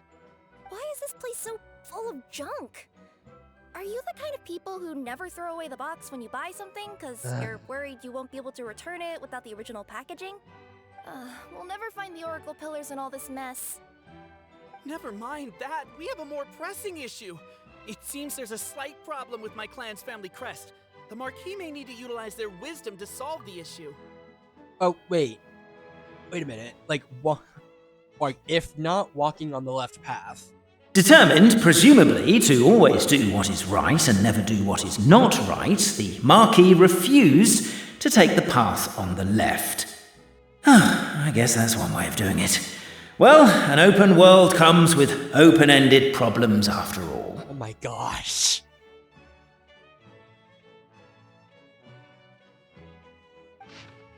Okay, what the frick am I looking at?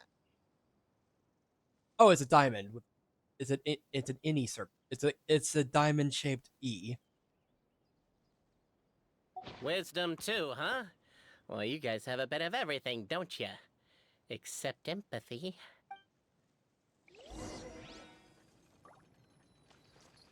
Over here! I found it! Yes! Keep the noise down! We don't want to alert the guard.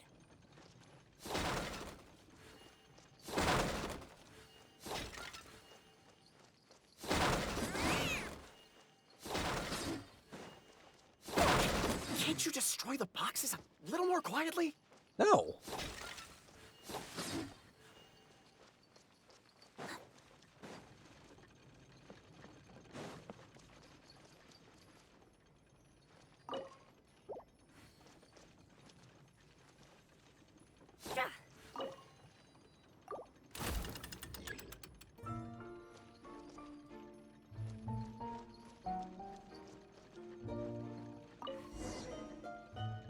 This is the guard's headquarters.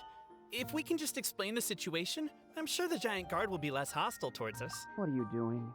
I'm busy reminiscing about old times with a photo of my friend. Oh. I know that voice. Is that Winston?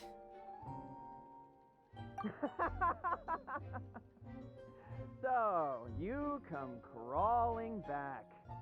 I told you. I am your only friend in this world. What were you thinking? Running off on a mission with two complete strangers. You are so naive. Oh, I'll make friends with them, I know I will. But in the end, I, alone, am waiting for you. I, alone, am your friend. That's not true. It's not just those two. There's the Traveler Marquis and her companion, too. You made other friends behind my back? Well, look at you, LBC, all grown up. That's the last straw. Get out of here. I never want to see your face again. Whoa. Actually, no. Why don't you lift the emergency measures for a second and let me in? I have a VIP with me and we're very close to solving the mystery of our sacred site. I said get out!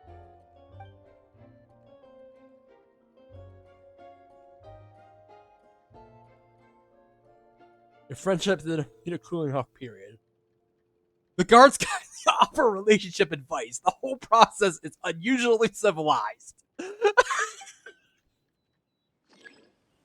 Amazing.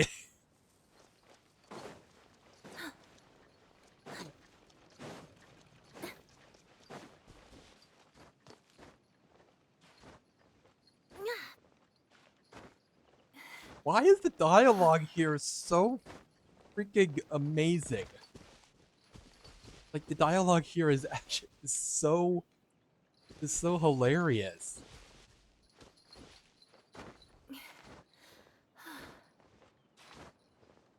Yep. Yep. Yeah. Yep.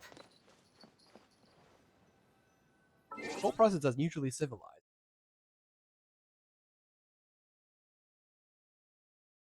Now that all the pleasantries are out of the way, time to find a way back in.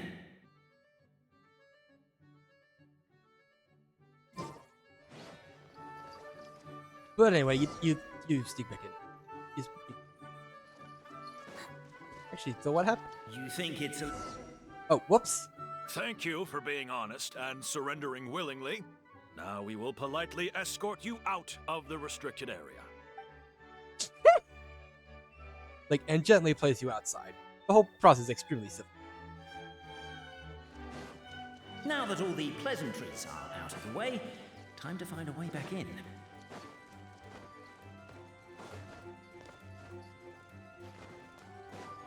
Amazing.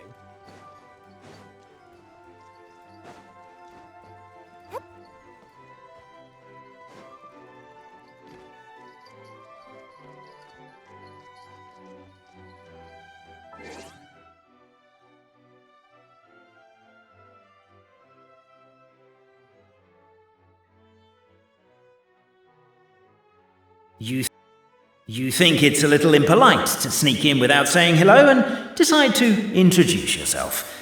Very courteous of you. Very courteous. Oh no, he's gonna find us!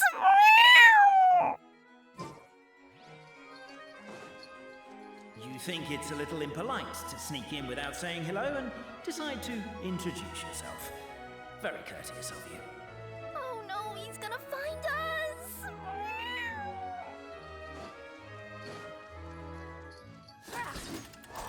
Okay. I'm just having too much fun just looking at, just checking all this dialogue. I'll go keep watch.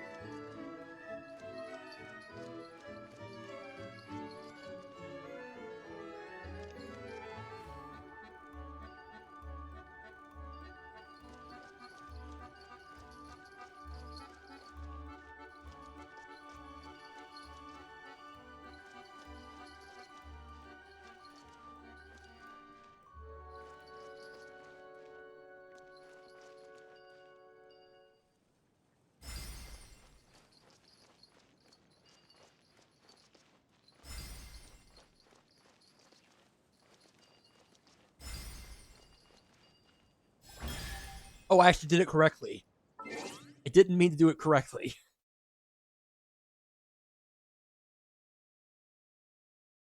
Apparently that was incorrect. But don't blame yourself, it's Albizi's clan's fault for taking terrible care of their family crest. How could they let something so important get so dirty?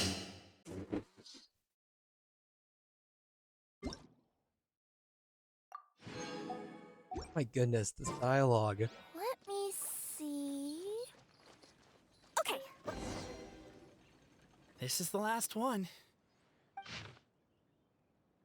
Leo and Alberto. Indeed, those are the most hiring.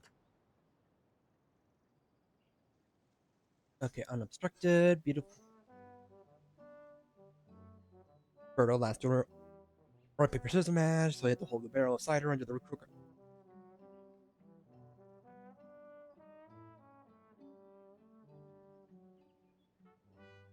That's my home.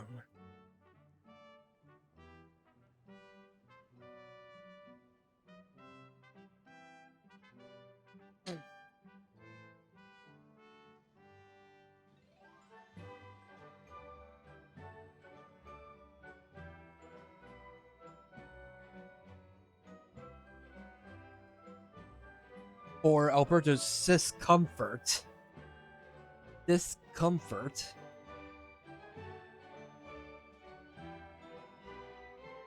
Alberto's discomfort.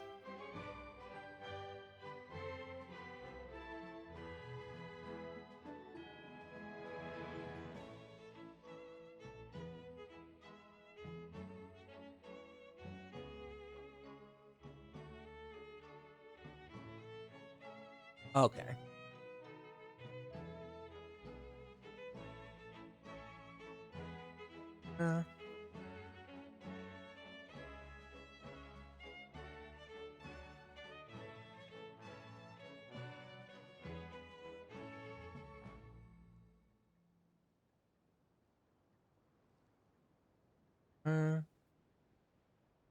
Modulators look at can make people very large, grow very large, very large.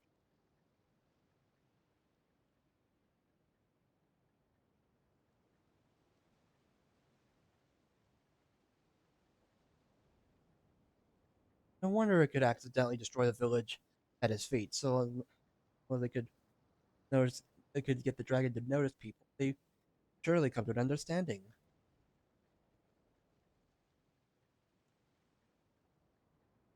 By reasoning with it, dragon shriveled up in terror, all of its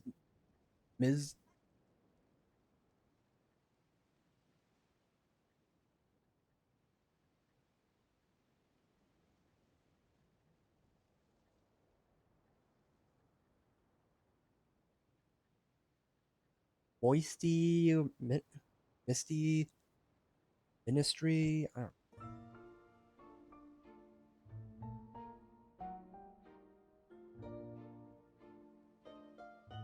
I really wish this was just read out loud. I cannot. The signature. So it's true. Empathy is one of the founding virtues of Constellation Metropole, too. Just as we suspected, all three are the truth. Okay. Well, this is a lot to process. I feel a little empty inside. Yes, we found the truth, but there's too much truth. I get you. It's like in Inazuma, when there were only 6 books in the Mirage Warrior series, it was really popular. But by the time book number 88 came out, nobody wanted to read it. They all lost interest. A brief moment of joy is drowned out by a growing feeling of melancholy. But perhaps there is a glimmer of hope to be found too? Anyone? Anyone? All right, I'll say it. How is it the case that these 3 versions of history can all be true at once? That's exactly what Paimon was wondering, but Boborano kind of already explained it away earlier. So Paimon was worried she'd look stupid for asking the question. It's not a stupid question at all, my dear little pixie. While I did postulate that different truths may coexist, there is an issue when it comes to these 3 truths in particular. Right. The problem is, all 3 truths are the history of the exact same thing, namely the dragon and the Metropole's origins. Yet all 3 bear the signature, showing that they're genuine.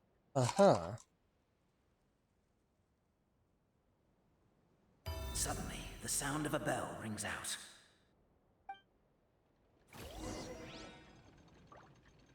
The bell! It rang once! What does that mean again? Ah, yes! Highest level of emergency! Everyone, to the main entrance! Stat! Bring all the glue traps and place them outside the gates! The whole city is on the lookout, and there's only one way out. It's the path right in front of you.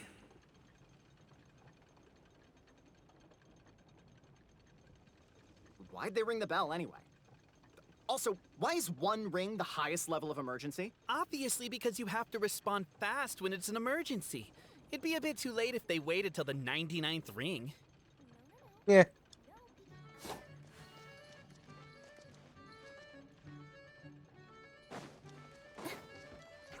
Oh, hi.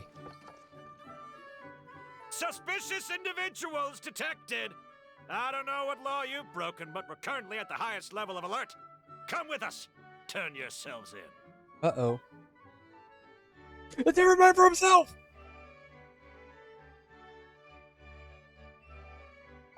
Let's try that again, shall we?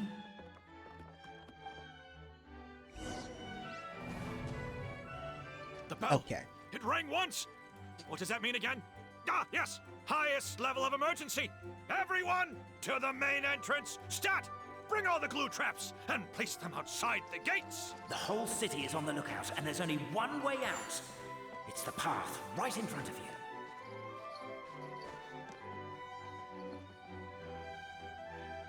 Why'd they ring the bell anyway? Also, why is one ring the highest level of emergency? Obviously because you have to respond fast when it's an emergency. It'd be a bit too late if they waited till the 99th ring.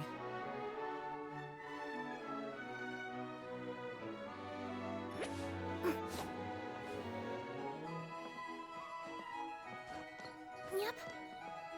Yep.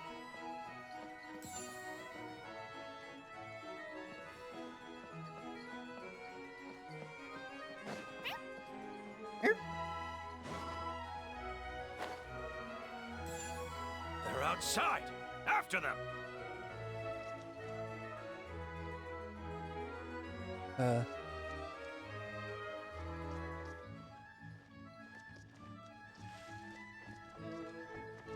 Arrest these suspicious individuals and their associate, Albizzi.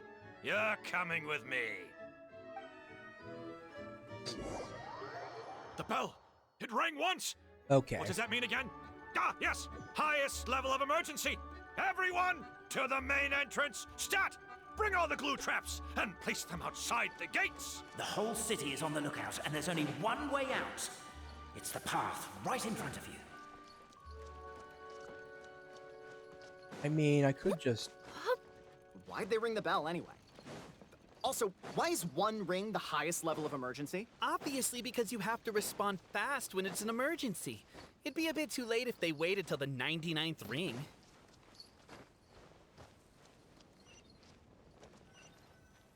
They're outside. After them.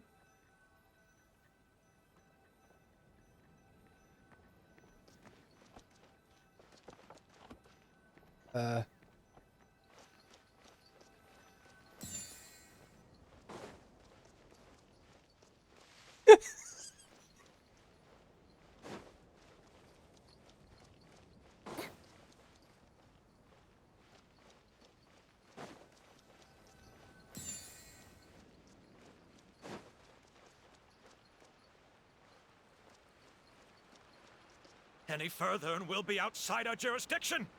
I think we've pursued them far enough to earn a salary from the Empathy Clan. Come on, let's head back.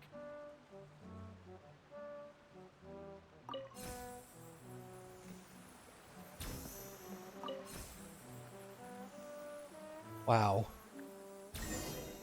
Dang, man. We made it out. Don't know if we'll still be needing this clockwork key, but I yoinked it out before we ran, just in case. Good job. Okay, but back to the truth problem. There are 3 conflicting versions of the truth, and somehow they're all still true. What is that supposed to mean? I don't know. I doubt anyone here in Simulanka can make sense of it. All we do know is that any manuscript bearing her signature has to be valid. Well, she is the goddess of fate, the creator of all this.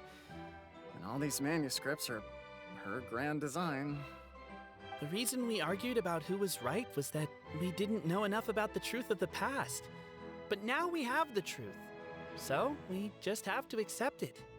As surely as we will follow the clockwork path designed for us, so is this the course that history has taken. It is clear and incontrovertible. We will never argue again.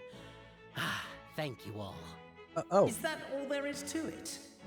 Is this where the decision made at the first crossroads of destiny has led us to? A pointlessly happy ending? Eh? Overthinking it would be equally pointless. Well, that's enough for one day.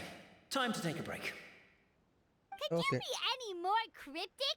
You're planning something. Paimon knows it.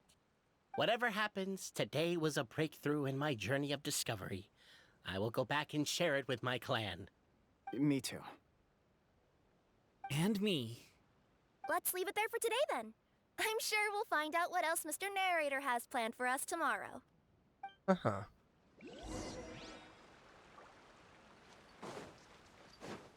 Well,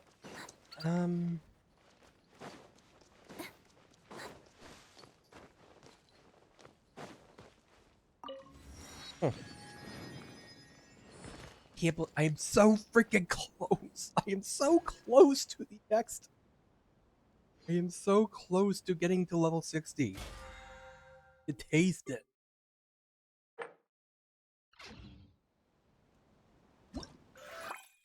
Good, ruddy, well tasted. Huh.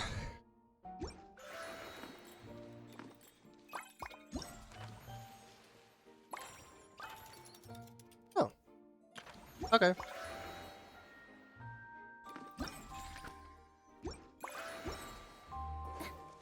I'm gonna use the restroom real quick and probably brush my teeth, actually.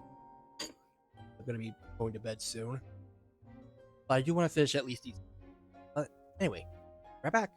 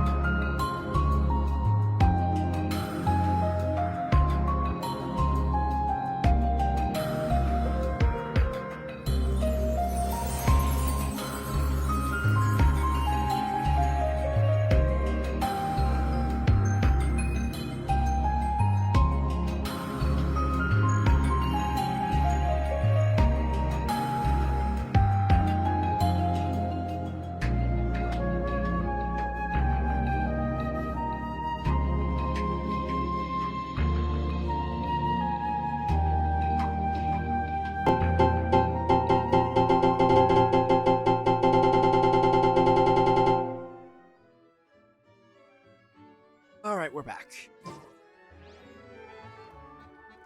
Alright, so right, after 8 o'clock the next.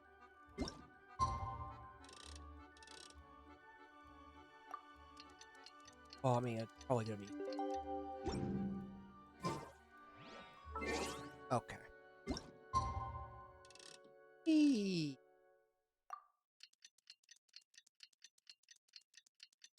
Oh.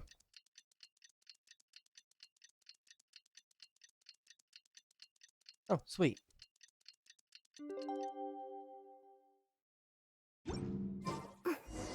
What a beautiful day, thought the traveller, before she was overcome by a creeping sense of foreboding. The voice in her head grew louder. Must go to Pendulum Lane. The voice in her head, the narrator. Obviously, the narrator. Huh? What's this? Wait. This looks like the star I found earlier. Oh. I told the guards to place it near the goddess statue. Maybe they ran into some trouble up there. Guess we'd better hurry. Uh-oh. Oh, well. Took care of that.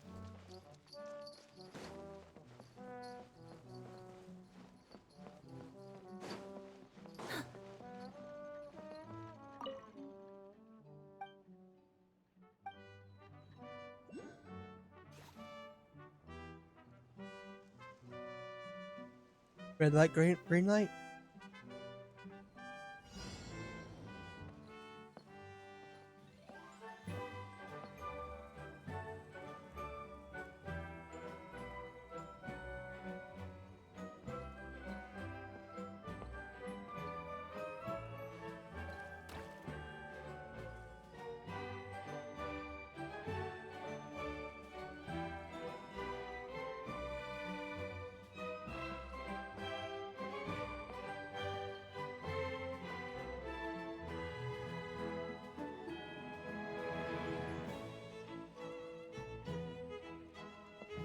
Catch that!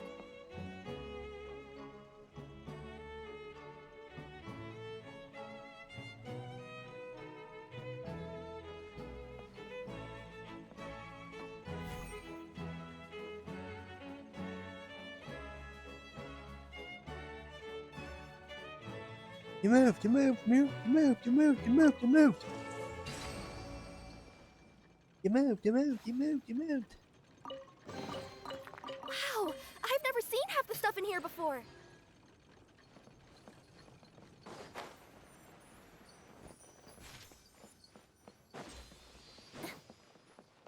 I wish I could ascend here. Pendulum Lane is just up ahead. Something must have happened here after all. Everyone's crowded around. Man. Oh my god, this is terrible! I don't understand. The three great clans of Constellation Metropole have finally made peace with each other. Who could have done this? What happened? Oh no, someone's lying on the ground. Cappe! How did this happen? Cappe, you idiot! Wake up! You need to revise your last words or everyone's gonna start suspecting me! Last words? What did he say? If I wind up dead one day, the murderer was Boberano. Ugh, you could have at least pretended to not remember it. I'm sorry, Boberano, but this is an interrogation. I have to give the detective straight answers. Don't worry, Boberano. I don't consider you a suspect, nor do I have the authority to charge anyone with a crime. So, are you the last people to have had contact with him? My sincere condolences. You were travel companions, right? It's a real tragedy.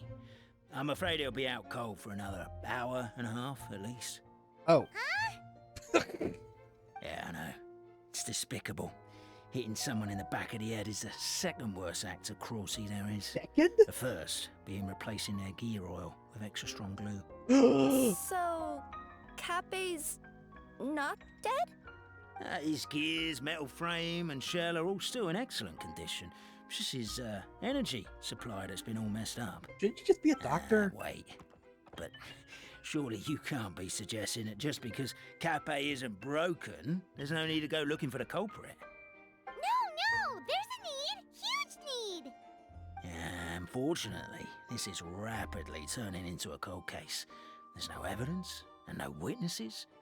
Unless there's an official clockwork pedestal, the goddess of prophecy around here somewhere.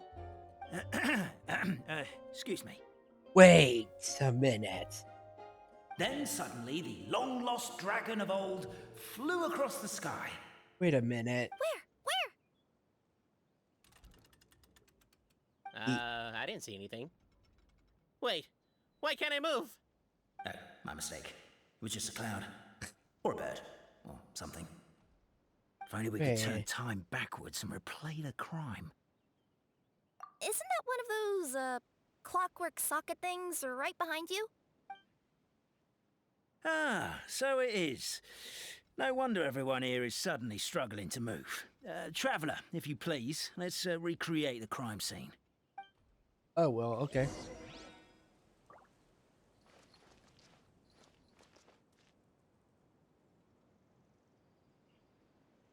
Okay, so, right.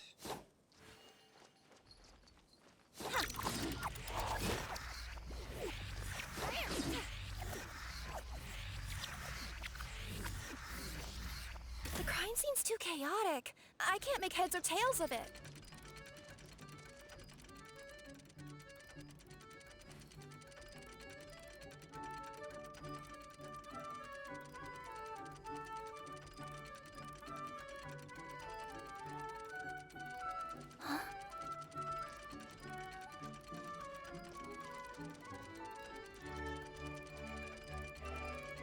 Okay.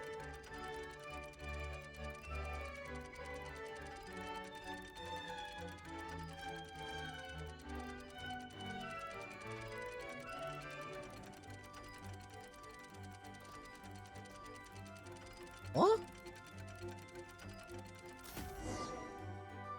Well, that clears it up. Cape was walking along the street, and he suddenly collapsed. He was faking it. What? So case closed? Aren't you supposed to investigate a little more first? Well, we literally replayed the crime scene and saw it with our own eyes. There's no need for any evidence gathering or powers of deduction now. And besides, maybe the truth is inherently strange by nature. Like how Constellation Metropole has 3 histories, each of which is the truth. But didn't you say Cape was struck in the back of the head and knocked unconscious? For all I know, he could have bashed his head against a toilet bowl before leaving the house, then walked here in a daze before finally passing out. As for why he might have done that, my guess is...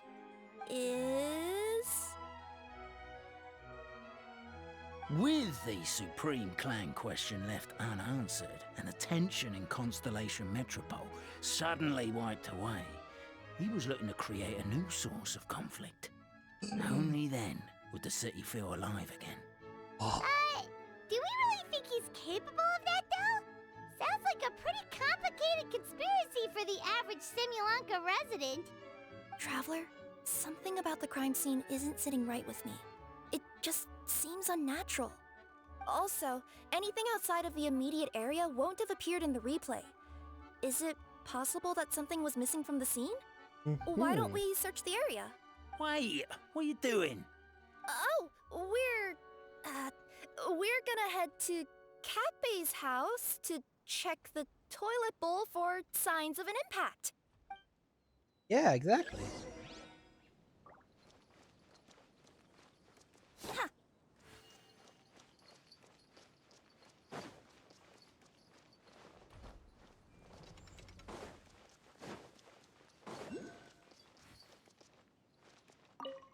Yo. Hello there. Have you seen my spear by any chance? Someone was shouting about a dragon a minute ago, and I instinctively threw it into the sky. Yeah. Oh, no. Huh. Wasn't that a bit close? There's Oh, a well. spear here. It looks so mysterious. Let's take it. No, we probably shouldn't be, like, be taking evidence from the crime scene. But what do I know?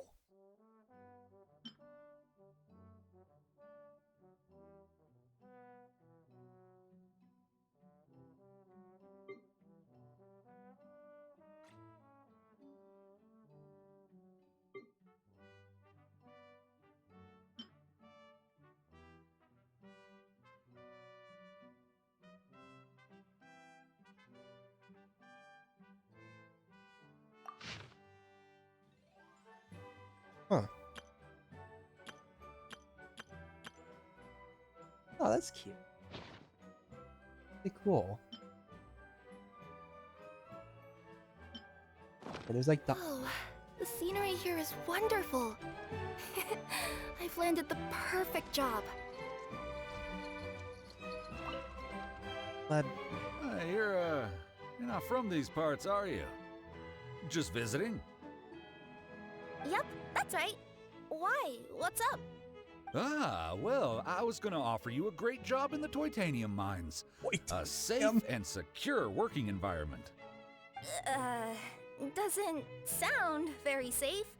At least not as safe as being a courier. To keep the Titanium ore intact, we use specially designed pickaxes that can't cut through it. Even if you struck a person with it, it wouldn't so much as leave a scratch.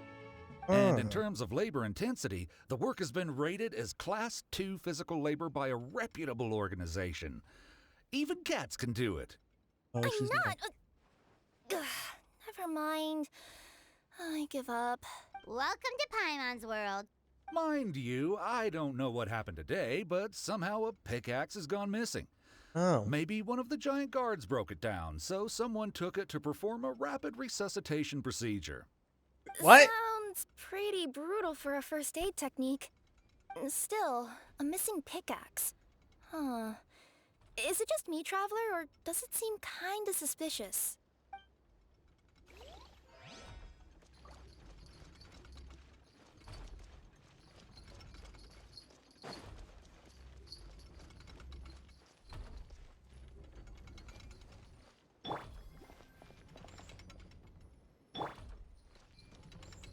Wait.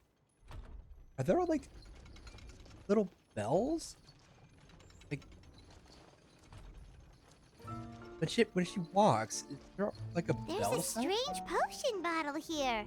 Looks so weird. Let's take it. There's a little ringing sound. Huh. Come here. Whatever it is you were looking to buy, please do come back tomorrow. It's just, I have to close early today. A bottle of growth serum has gone missing. If someone's stolen it with the intention of harming others, the consequences could be disastrous. There's a whole investigation into it, so I gotta close the shop while I do an inventory count. If it turns out I'm wrong and I miscounted, I could be charged with filing a false report and disturbing the peace. Oh well.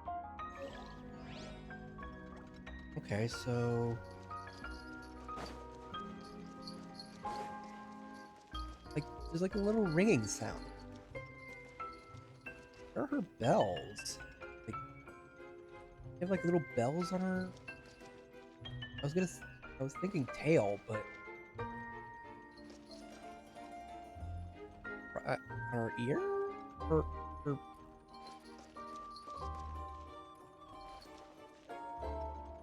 that is just so cute. There's like little bells.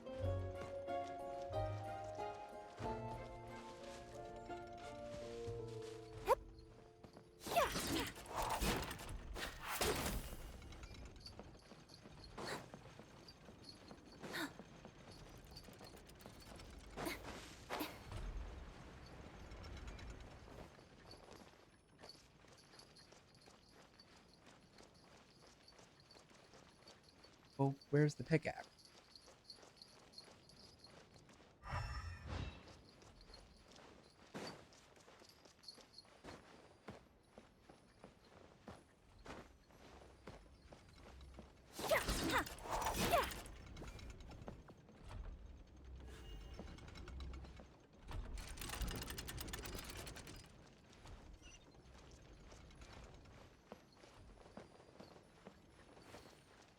Oh. pickaxe?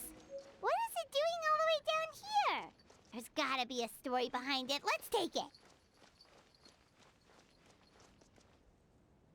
Let's say one of these was the weapon used in the assault. Which one do you think it is?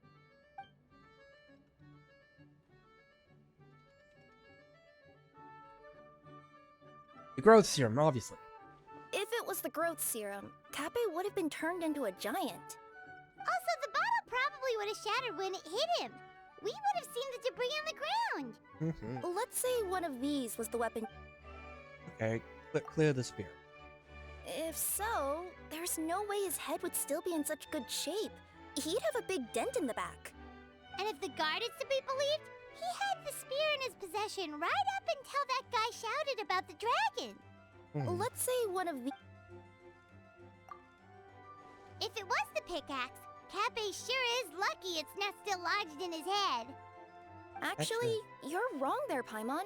The foreman at the mine was just saying, this kind of pickaxe is designed not to damage titanium, so it couldn't cause any superficial damage to residents here. But you could probably knock someone out if you hit them hard enough, and it wouldn't leave a scratch. Let's take this back to the crime scene and replay it one more time. Ah, you're back. How was the toilet at Cappe's house? Very clean. Toilet? What about it? Oh, yeah, forget that. Yeah. What's this about? What are you trying to say? We thought the way Cappe fell looked odd, so we searched the area for suspicious items and found this. It could have been deliberately placed out of range of the crime scene so it wouldn't show up when we replayed it. Now we've retrieved it, we were gonna replay it again. You don't mind, do you? Oh, I just remembered I forgot to turn off the clockwork switch in my kitchen. Yeah, I think I'll just, Oh, no, you stay right there. Yeah.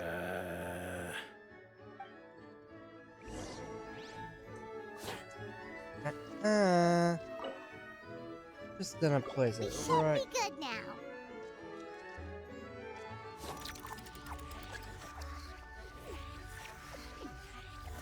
Oh!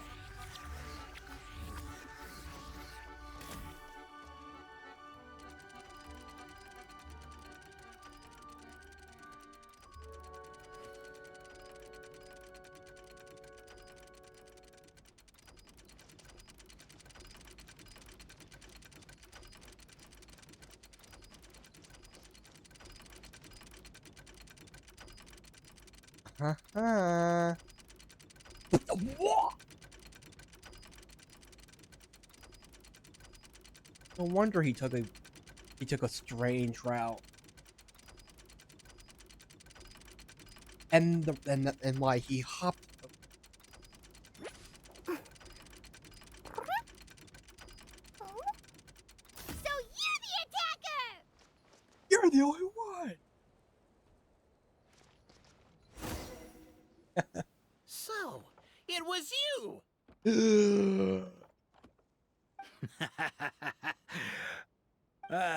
I would congratulate you for cracking the case, but since I did such an abysmal job of covering my tracks, it didn't exactly have your work cut out for you.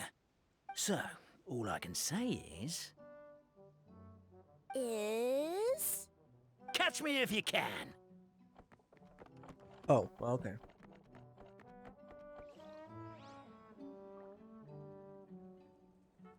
We have a runner! That's it! Let me at him! The would-be Marquis of Carabas dispatched the Necromancer in boots, who ran off in pursuit of the poor little minion. Oh my goodness, that is adorable.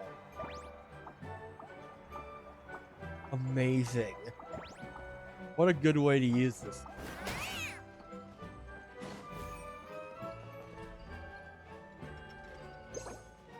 Or what a cool way to show off this. The minion's poor little lower back was protesting painfully against the intense physical activity. He decided to take the elevator, giving him a moment to catch his breath.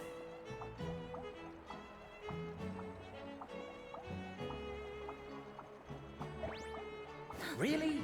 His lower back asked. But the minion had no other choice. He resolved to make the jump down.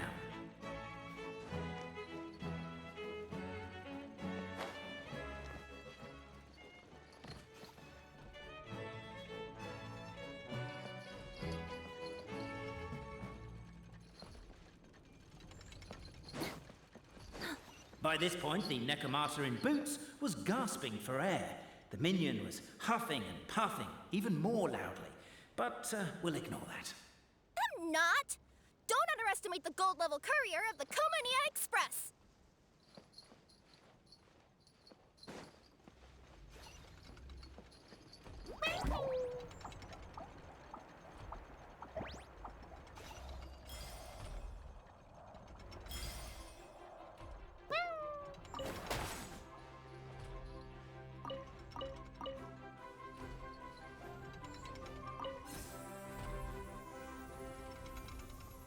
A characteristically catty response from the Necromata. Tell me, what do you hope to gain from bullying me? I get to let off some steam!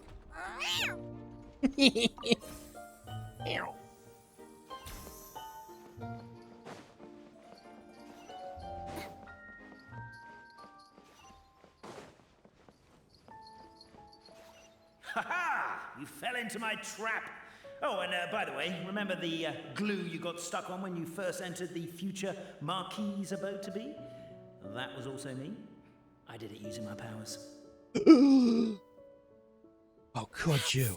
Oh, I'm so jealous of you guys right now. You can just jump out of your shoes and keep running, but Wait, I'm wearing boots this time. Yes! Yes! The unnamed minion made a last-ditch escape attempt. He began his long climb, up the wall, the tall wall. Oh. He began his long climb up the tall wall. You call that a tall wall? In urgent Neko parcel mode, I'll scale it in no time.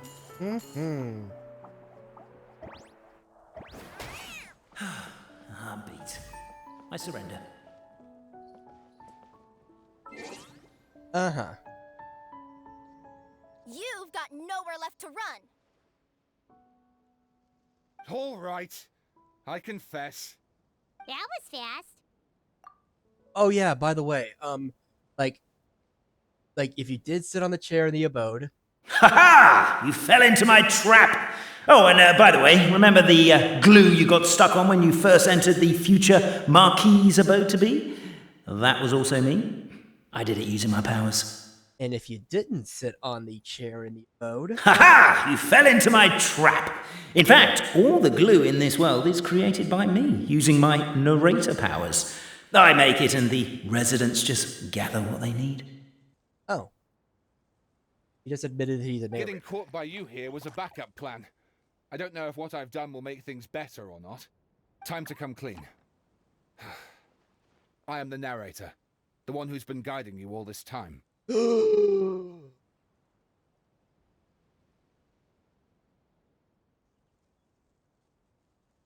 Yeah, I figured. Okay. I guess my voice acting skills have some room for improvement. And you gasp, shocked my bonus blow. You're overdoing it a little bit there. Also, his voice just suddenly changed. Anyway, I only did what I did because... Why are you suddenly spilling the beans? I poured my heart and soul into all this. I was worried you wouldn't ask. The truth is, I was one of the first conscious beings ever made by the goddess of creation. And I've known for a long time that this whole world is just a fairy tale written by the goddess of fate. I know they say that fairy tales are just made up for kids to read, but I refuse to believe that fairy tales are just fictional stories and nothing more. The reason why Constellation Metropole has 3 origin stories is that the goddess of fate wrote 3 drafts and couldn't decide which one she liked best. Oh. Then her cat trod all over them, and they all got crumpled together, so the 3 worlds just sort of folded into one. The goddess of fate was torn between them anyway, since she couldn't decide which ending was best for the dragon or the kids. So when she saw what the cat had done, she simply decided to go with all 3. Who'd have thought? But what does any of this have to do with what you did? Yeah, You're what? not a fictional character, so you couldn't hope to understand my sorrow.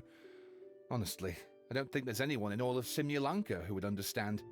Every day that I experience, every interaction I have with another person, is it really all just a work of fiction? The only reason the 3 great clans wanted to find out the truth was for the pointless task of electing the supreme clan. I thought that once they'd learned the truth, it might make them curious enough to investigate further.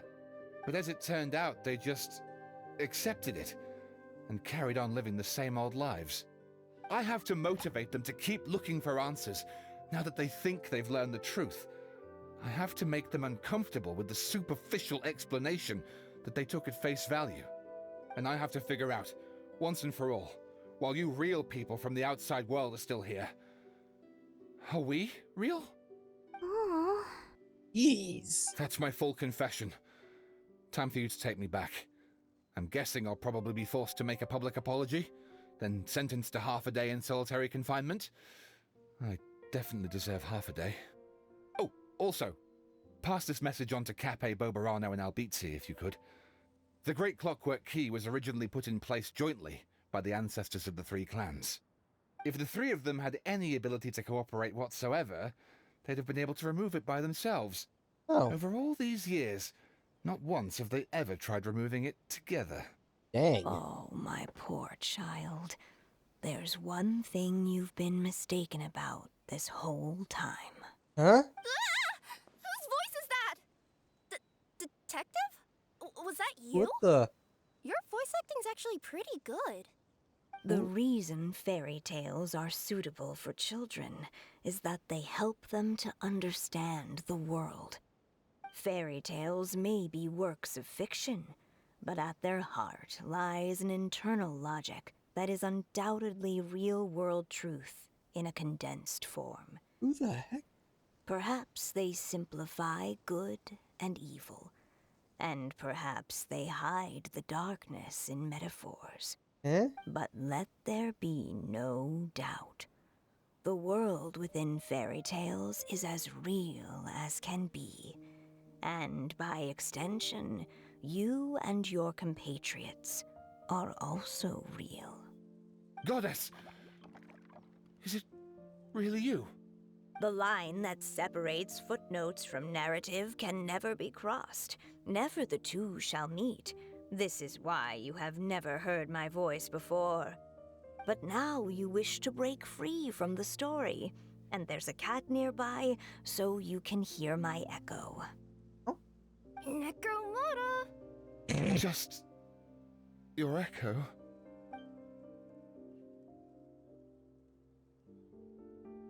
Oh, poor detective. So, we are a part of the real world too. Okay. Hi.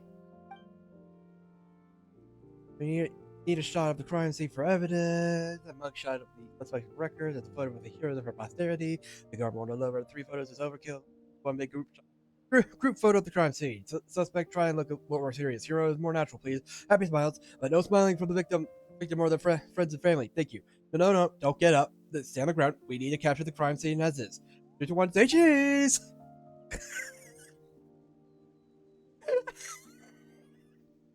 Amazing. Weirdest photo experience of my life.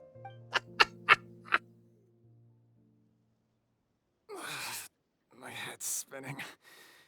Albizzi just gave me a quick rundown of the situation. So you caught the detective? Sorta. We chased him until he surrendered. Oh, and he asked us to pass on a message.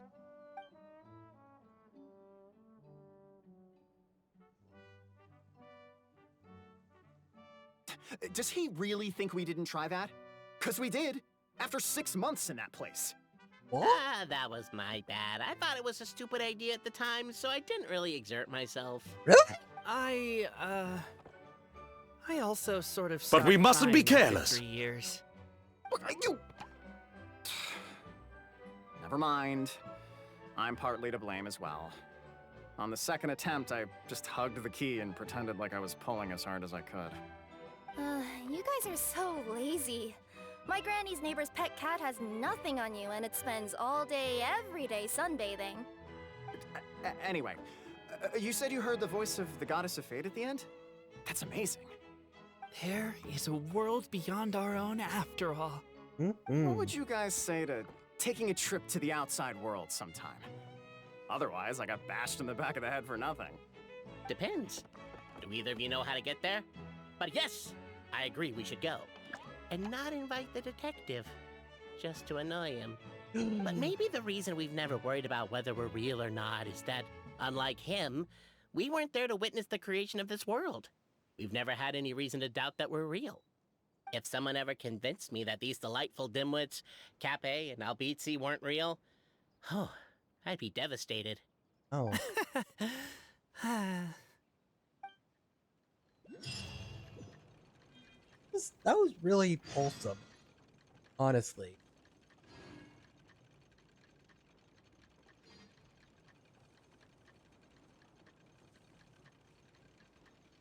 Iambic pentameter?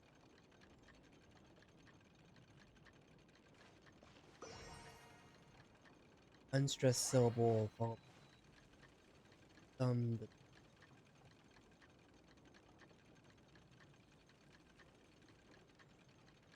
When I do count, clock that tells.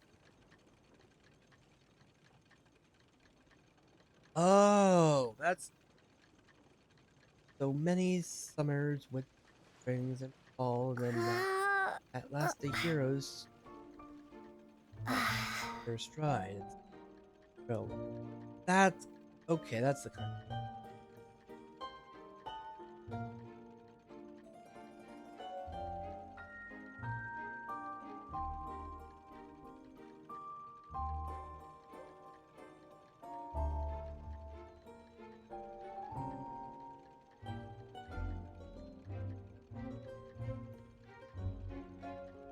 Huh.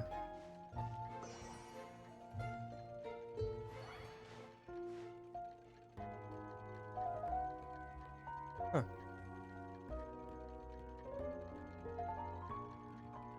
Yeah, we didn't get a commemoration furnishing of the crime scene. Jeez.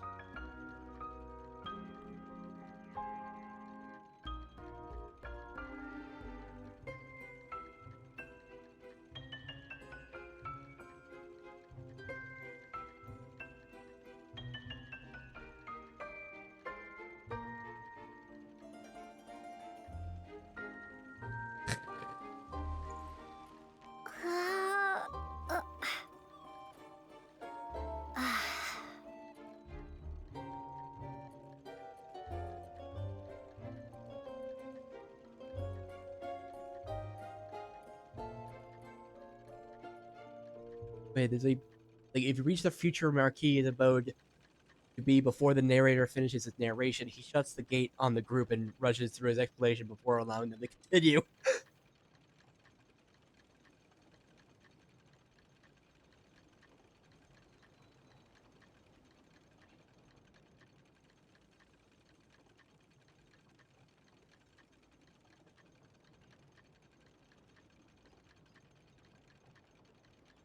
Are you sure you don't want to hear the rest? What's going on? Oh, hear me out, all right? I'm sorry for resorting to extreme measures, but I'm trying to help here. Don't worry, the fencing will disappear as soon as I'm done talking. So are you some sort of fence-spotting yokai? I'll keep this brief. Firstly, the place ahead of you is a secret room whose purpose, per the legends, is to await the arrival of a certain Marquis. For that reason, it's called the future Marquis's abode to be. Secondly, when you get inside, don't sit on the chair in the centre, or bad things will happen. There, that's all. Off you go. Okay. Amazing.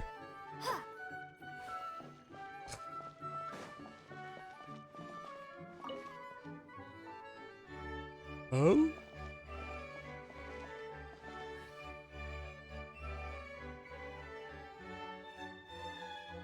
Okay.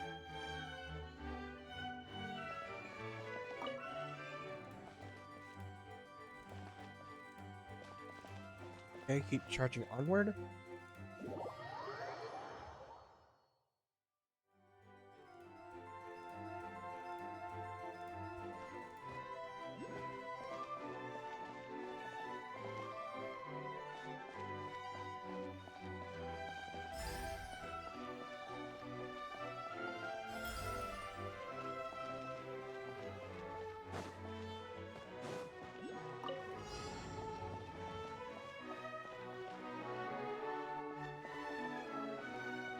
Let's go.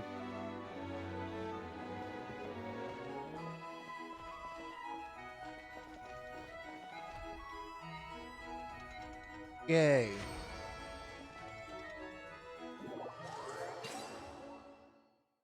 One.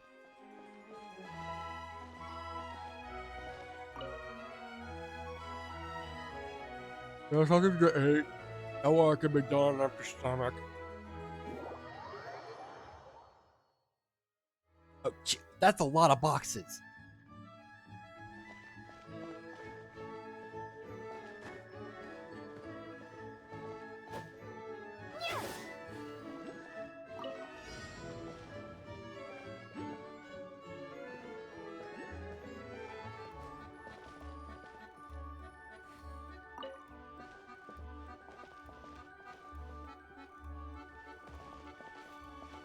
Oh, jeez.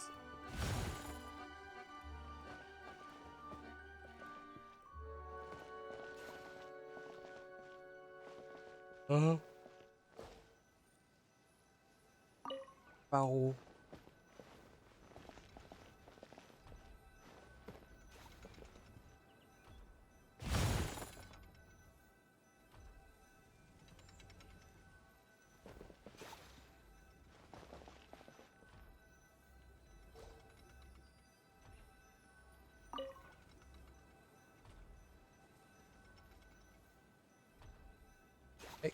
Get going.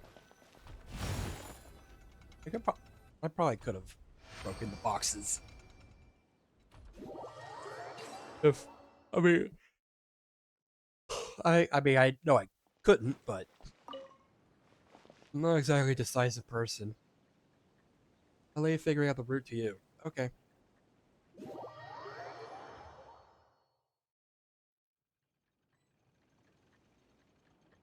All right.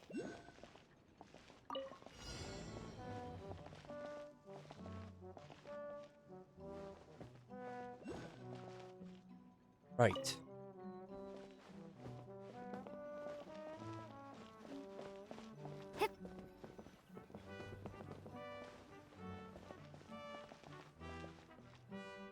Eight. Head.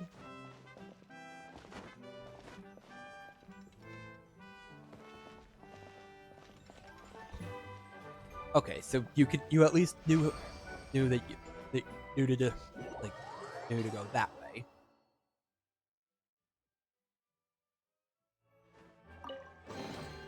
I'll keep this close.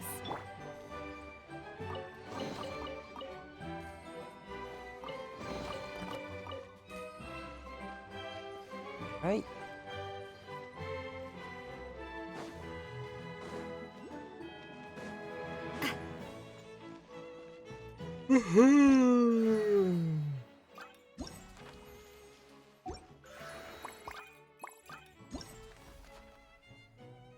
Oh, yeah, we did that. All right.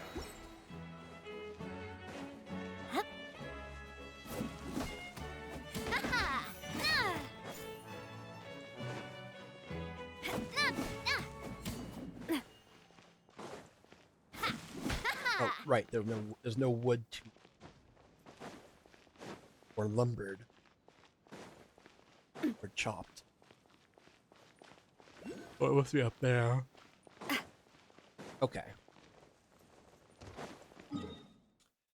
All right then. Actually, what's over here?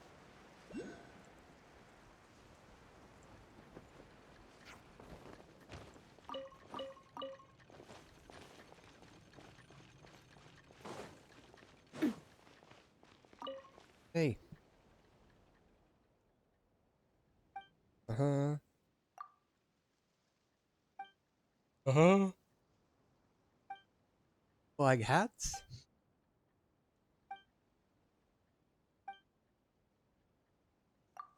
Give it a try. Be righty.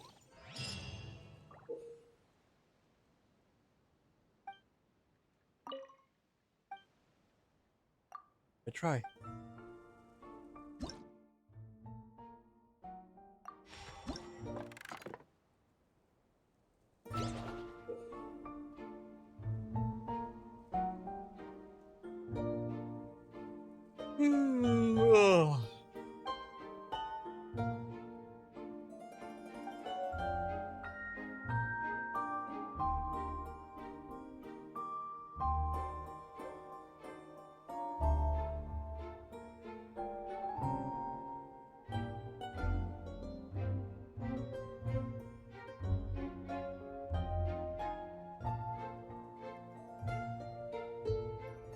It just has to suck up people. So I'm just a UFO just grabbing people. Dang it.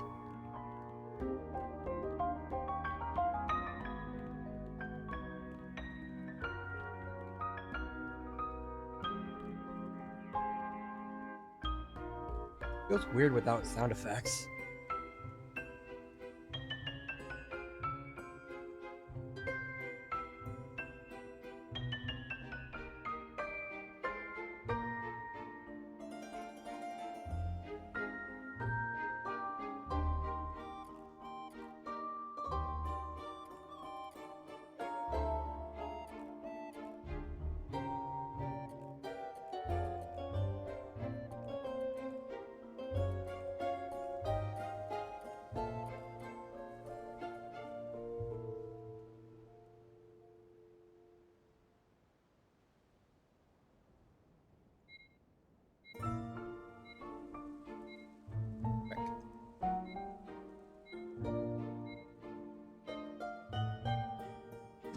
Nope.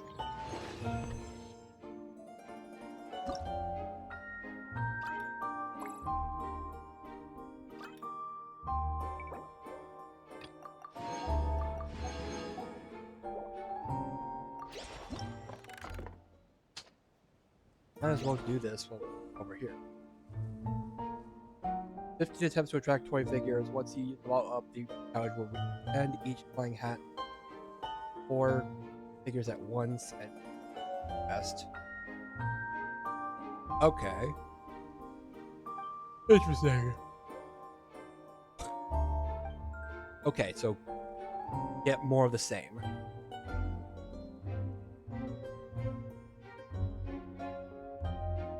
Frick.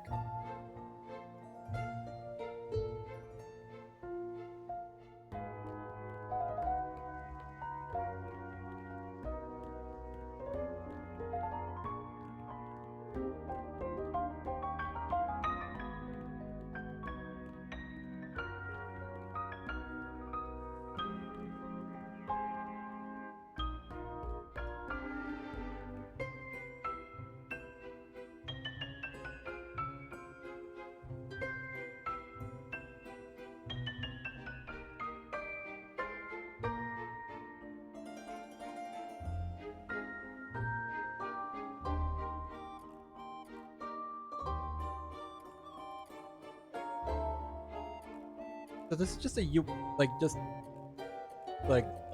a game about alien abduction, isn't it?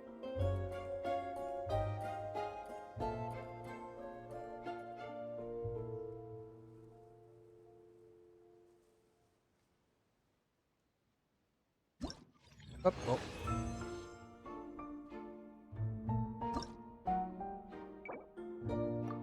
Oh, got them all. Puzzling identity.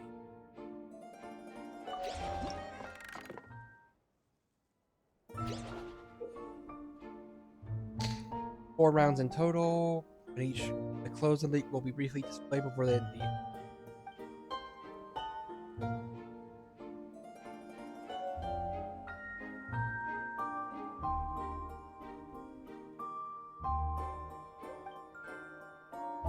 Okay.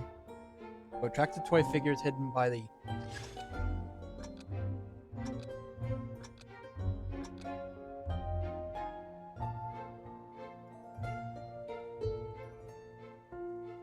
This one's pretty easy.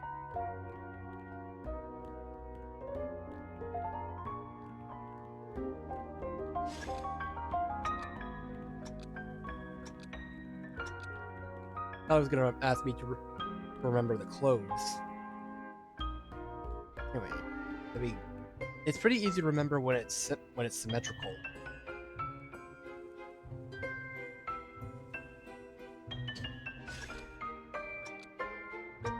Yeah, the symmetry.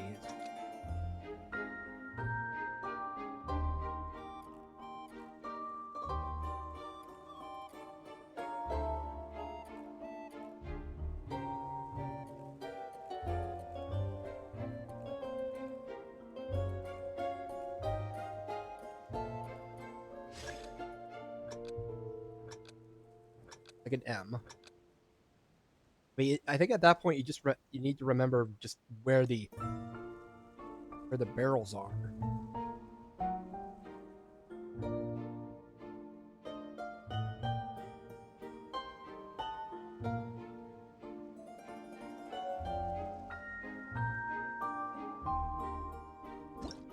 Yep, man. Easy.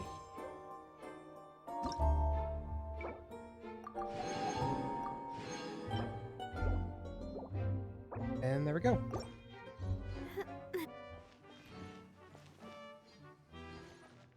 All right. Easy enough. Watch your head.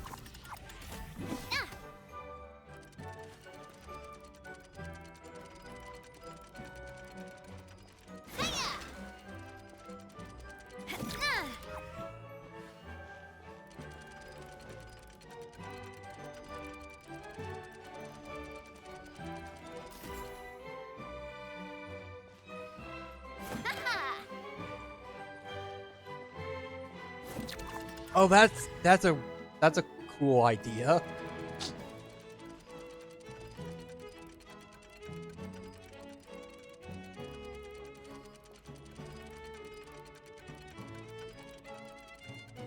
I'm loving this treasure hunt. That's a really cool idea. Though, makes me wonder how they're like if this is supposed to be like a preview to Atlan, then like it makes me wonder how it's gonna how this time stuff is gonna be relevant to it. But I feel like this event is probably gonna be like some probably preview to the probably more of a preview to the next to the newer the new event going, or going to be relevant, or some of the mechanics we see here are going to be relevant in the new in the next region which will be Natlan, Pyro Nation.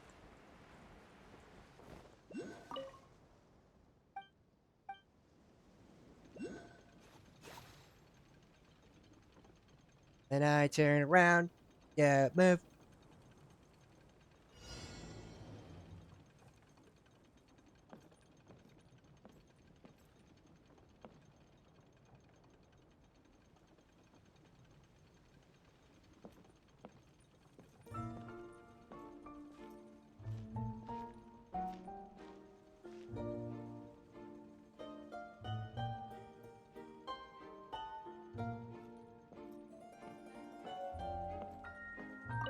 Gotcha. Give me your money. Whoa, what a stroke of good luck. That was fun. I do love these little the designs of these boys. I went overboard. Can't move. Could someone help me?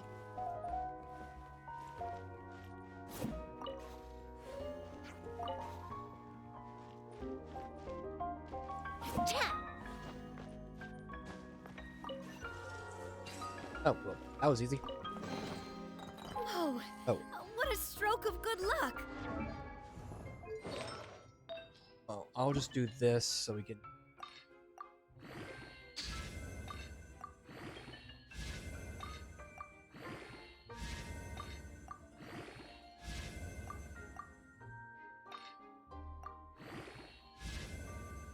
Just to get rid of this, clear up space. It's not like we need 4-star material. Need materials other than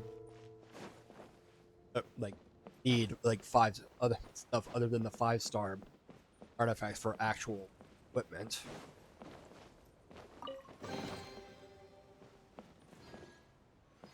Although some of the other equipment sets apparently have shown some use or have some applications, but generally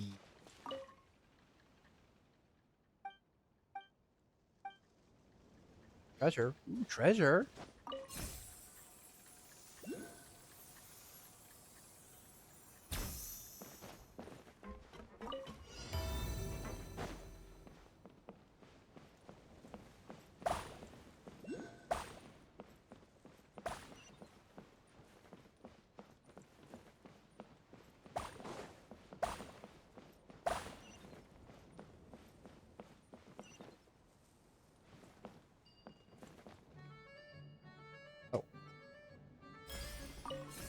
It was either the keyboard for a bit there.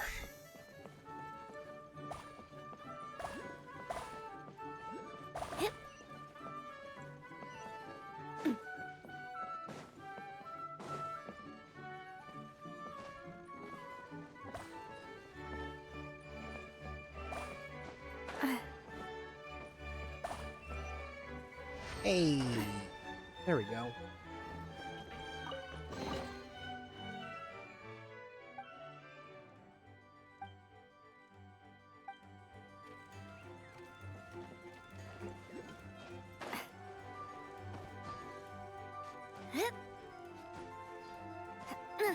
Also, I don't think I didn't see that chest over there. Or that excerpt of bliss. I'm not blissfully ignorant.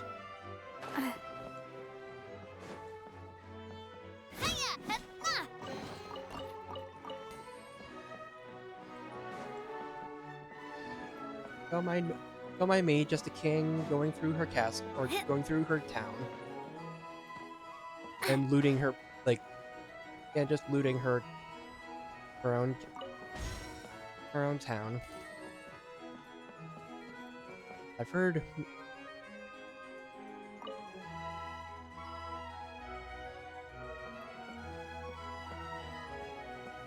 Didn't grow.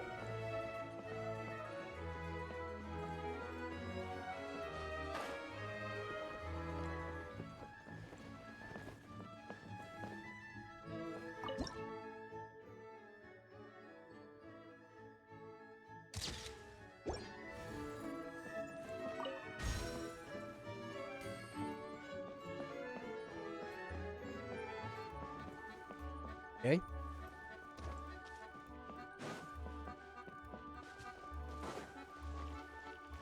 Huh. Oh. But I still need another 20 for costume. Oh, we've already completed that.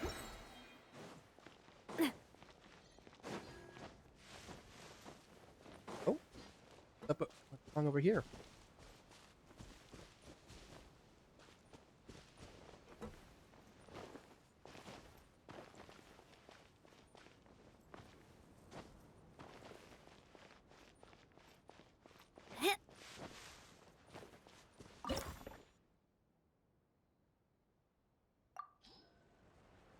Alright, gimme. Give me the gotcha.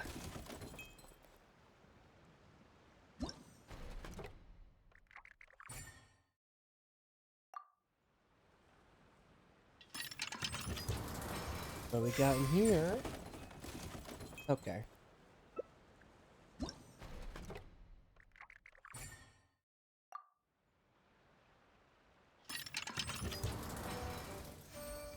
Huh? Okay. Only comment.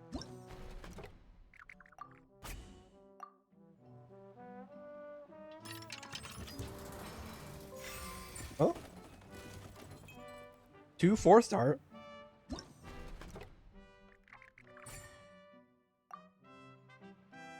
Rares. Up and just comment. Okay.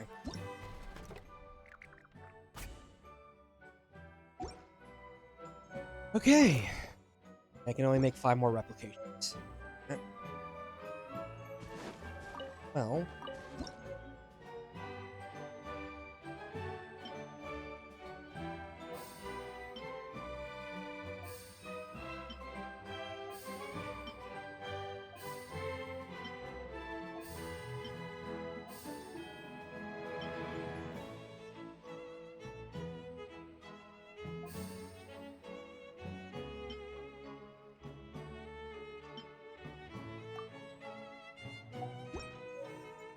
do that. Now, let's set up figurine fabrication.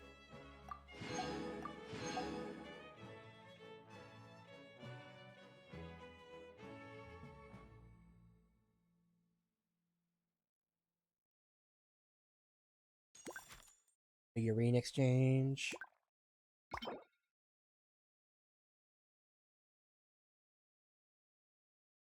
Oh, there's one I haven't gotten one uncommon here. I guess I'll set my requests like that.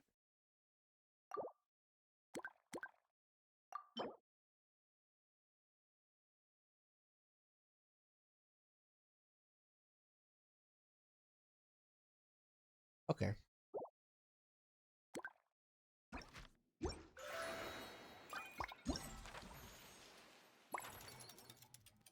Okay then.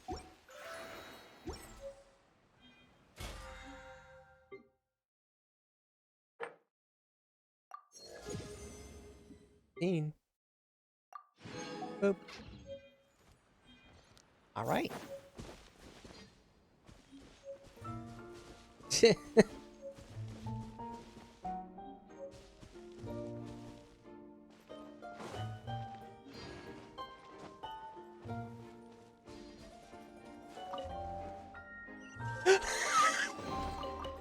Whoa!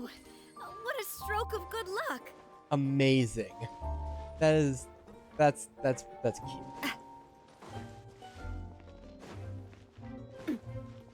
That's adorable.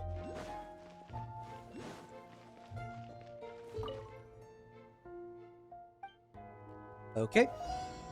Hide and seek, eh? Probably go get some soon.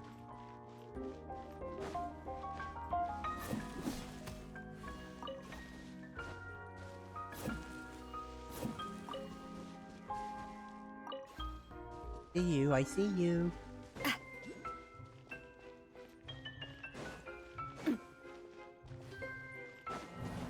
Oh.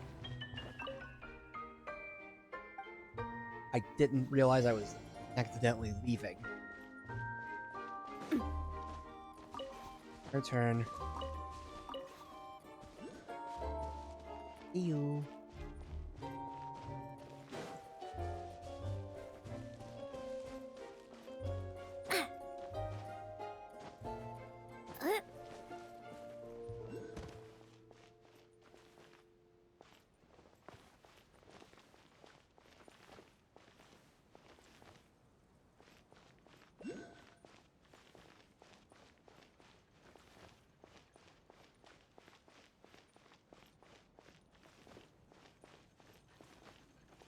No?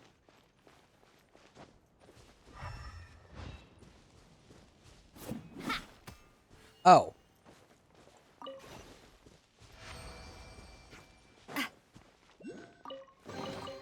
Whoa! What a stroke of good luck!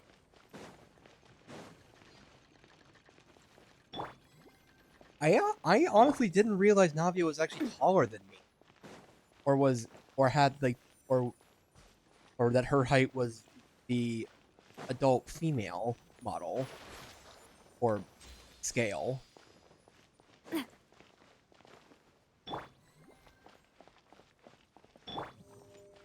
Or grown woman scale? Like, I think grown woman is probably a bit more, sounds a bit better, like, especially when you say like the Traveler and Barbara and Bilu are like have the scale of a young woman and not something else that sounds nearby.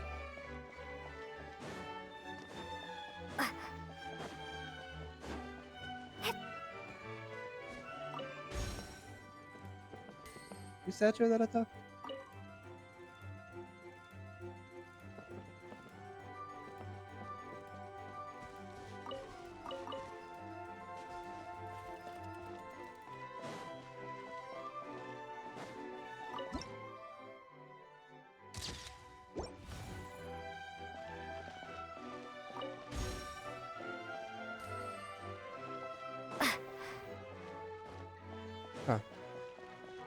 There's so much, like, interactivity in this town.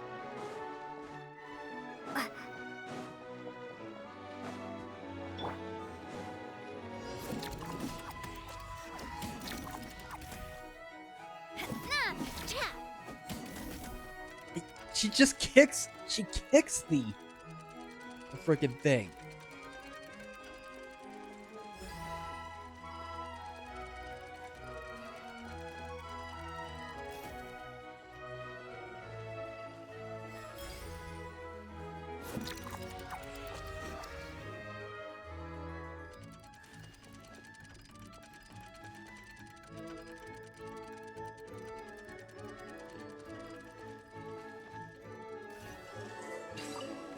There we go. I'm loving this treasure hunt.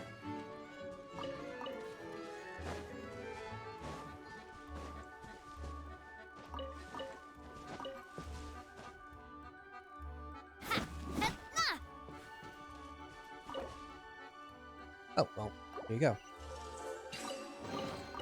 Quick, let's pack it up.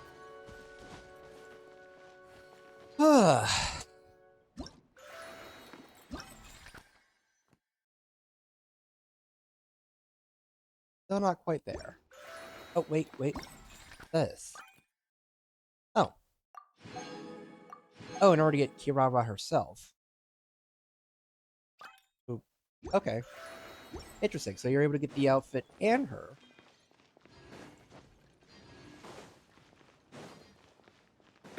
And which is pretty neat. Like, I do appreciate that the 4-star outfits are able to be obtained without purchase. Like, it makes sense to at least have the 5-star outfits be purchase only, as much as, like, even though you wish, whatever.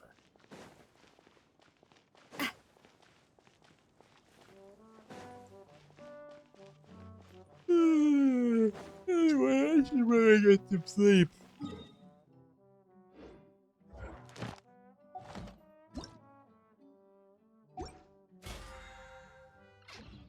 Let me check. Reunion reward.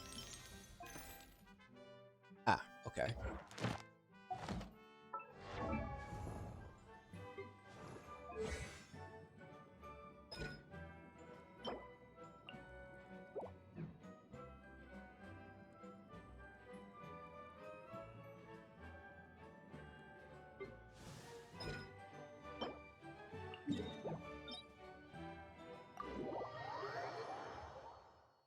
That's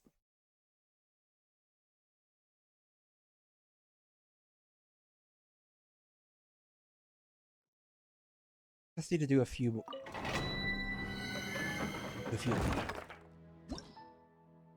Okay. Let me just get a party. Not sure. Let's try this party.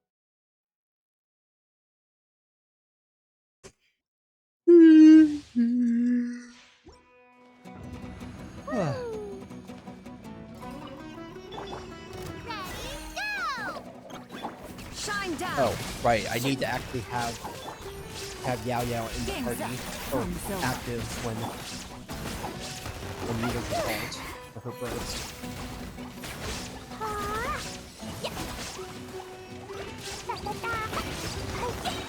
They're picking on me! Blazing delight!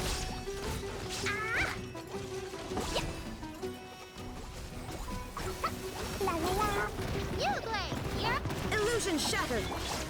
Quietly now. Here comes the cash.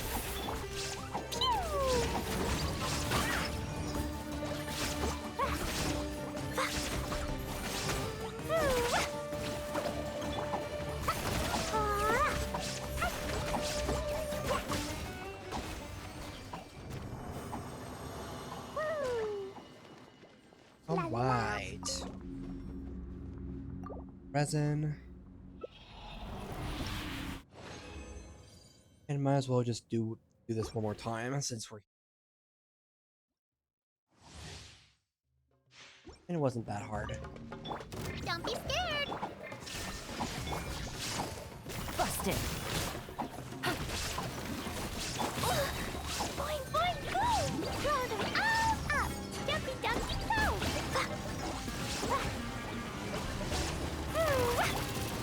Hey, go away.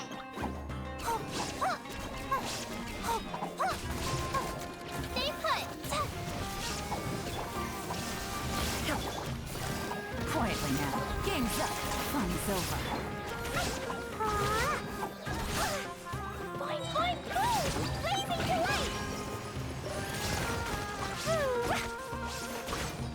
Yeah.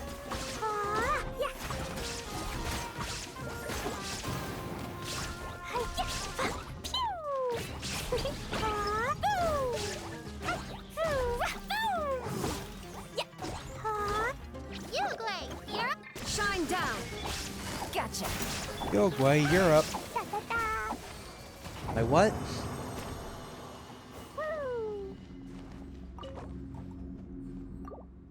My what? Rope.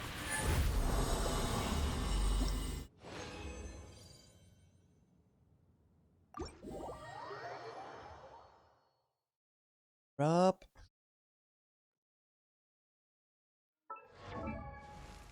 All right. Oh. Dodoko, where are you?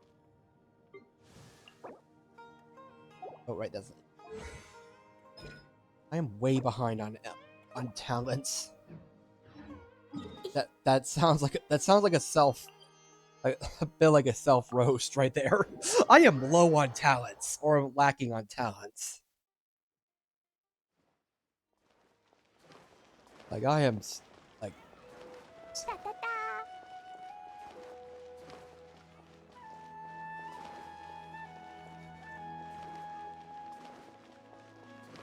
This way.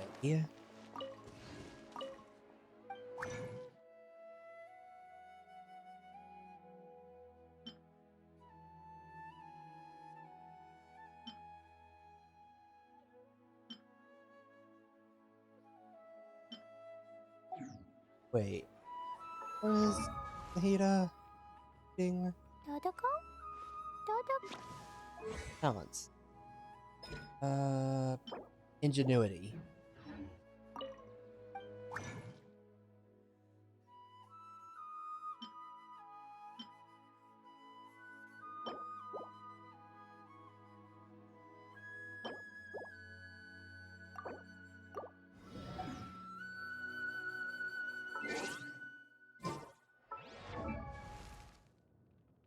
These bombs, so... Oh.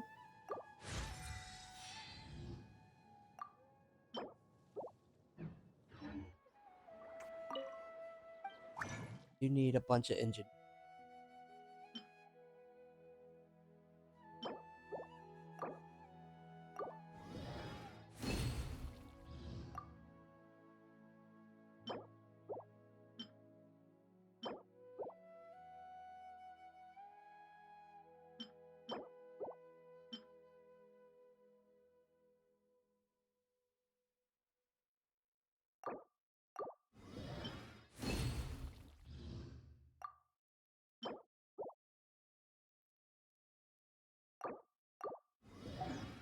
Video. Dodoko?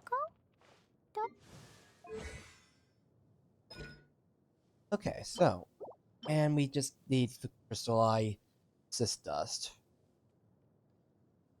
by not activating or by not burning or electrifying those other guys.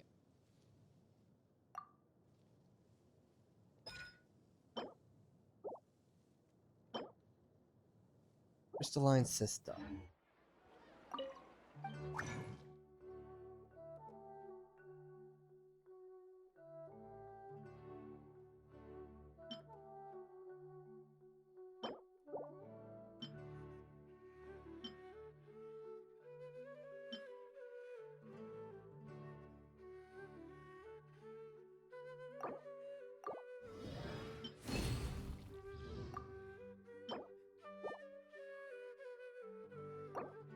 Like 20 of these.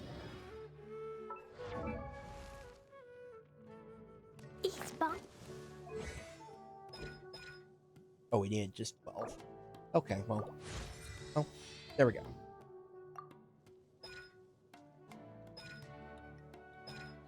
And I might as well just act. I mean, because I've been. But yes, even without the buffs, I'm getting quite a bit. Anyway, also, why don't we take time to actually level up Navia?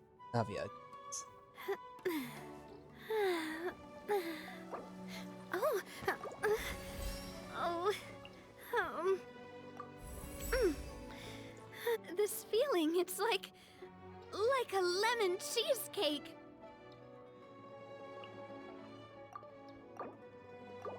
Come on.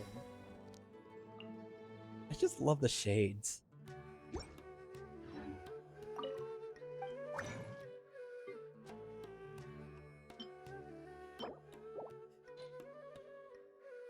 Holy freaking holy!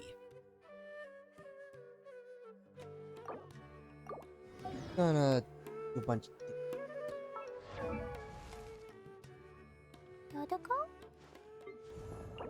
also, claim that.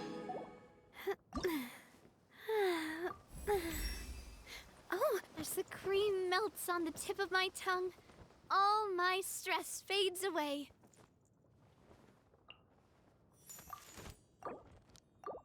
Good. And grab another one.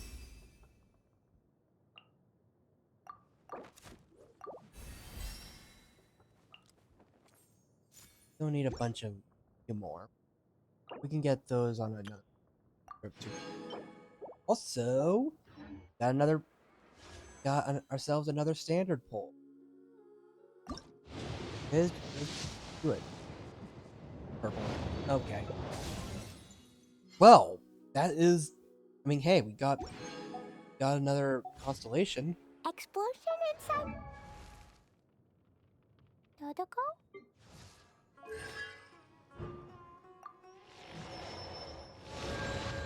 D4 on Cookie.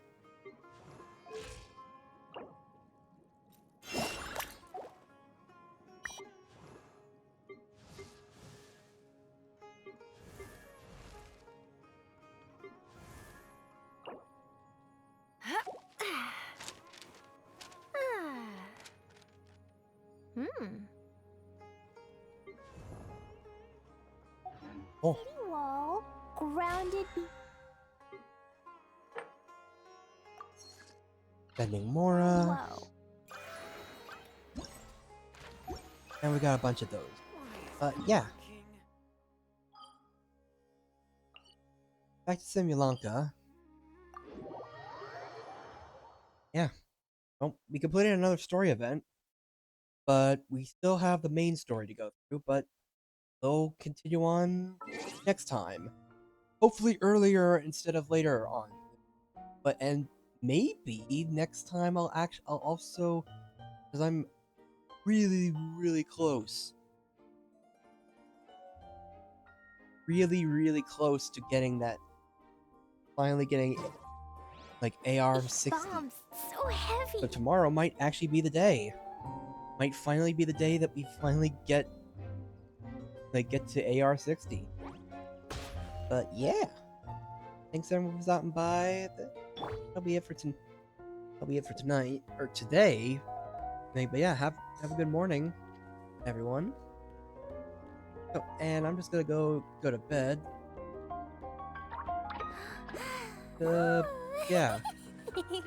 Anyway, so next time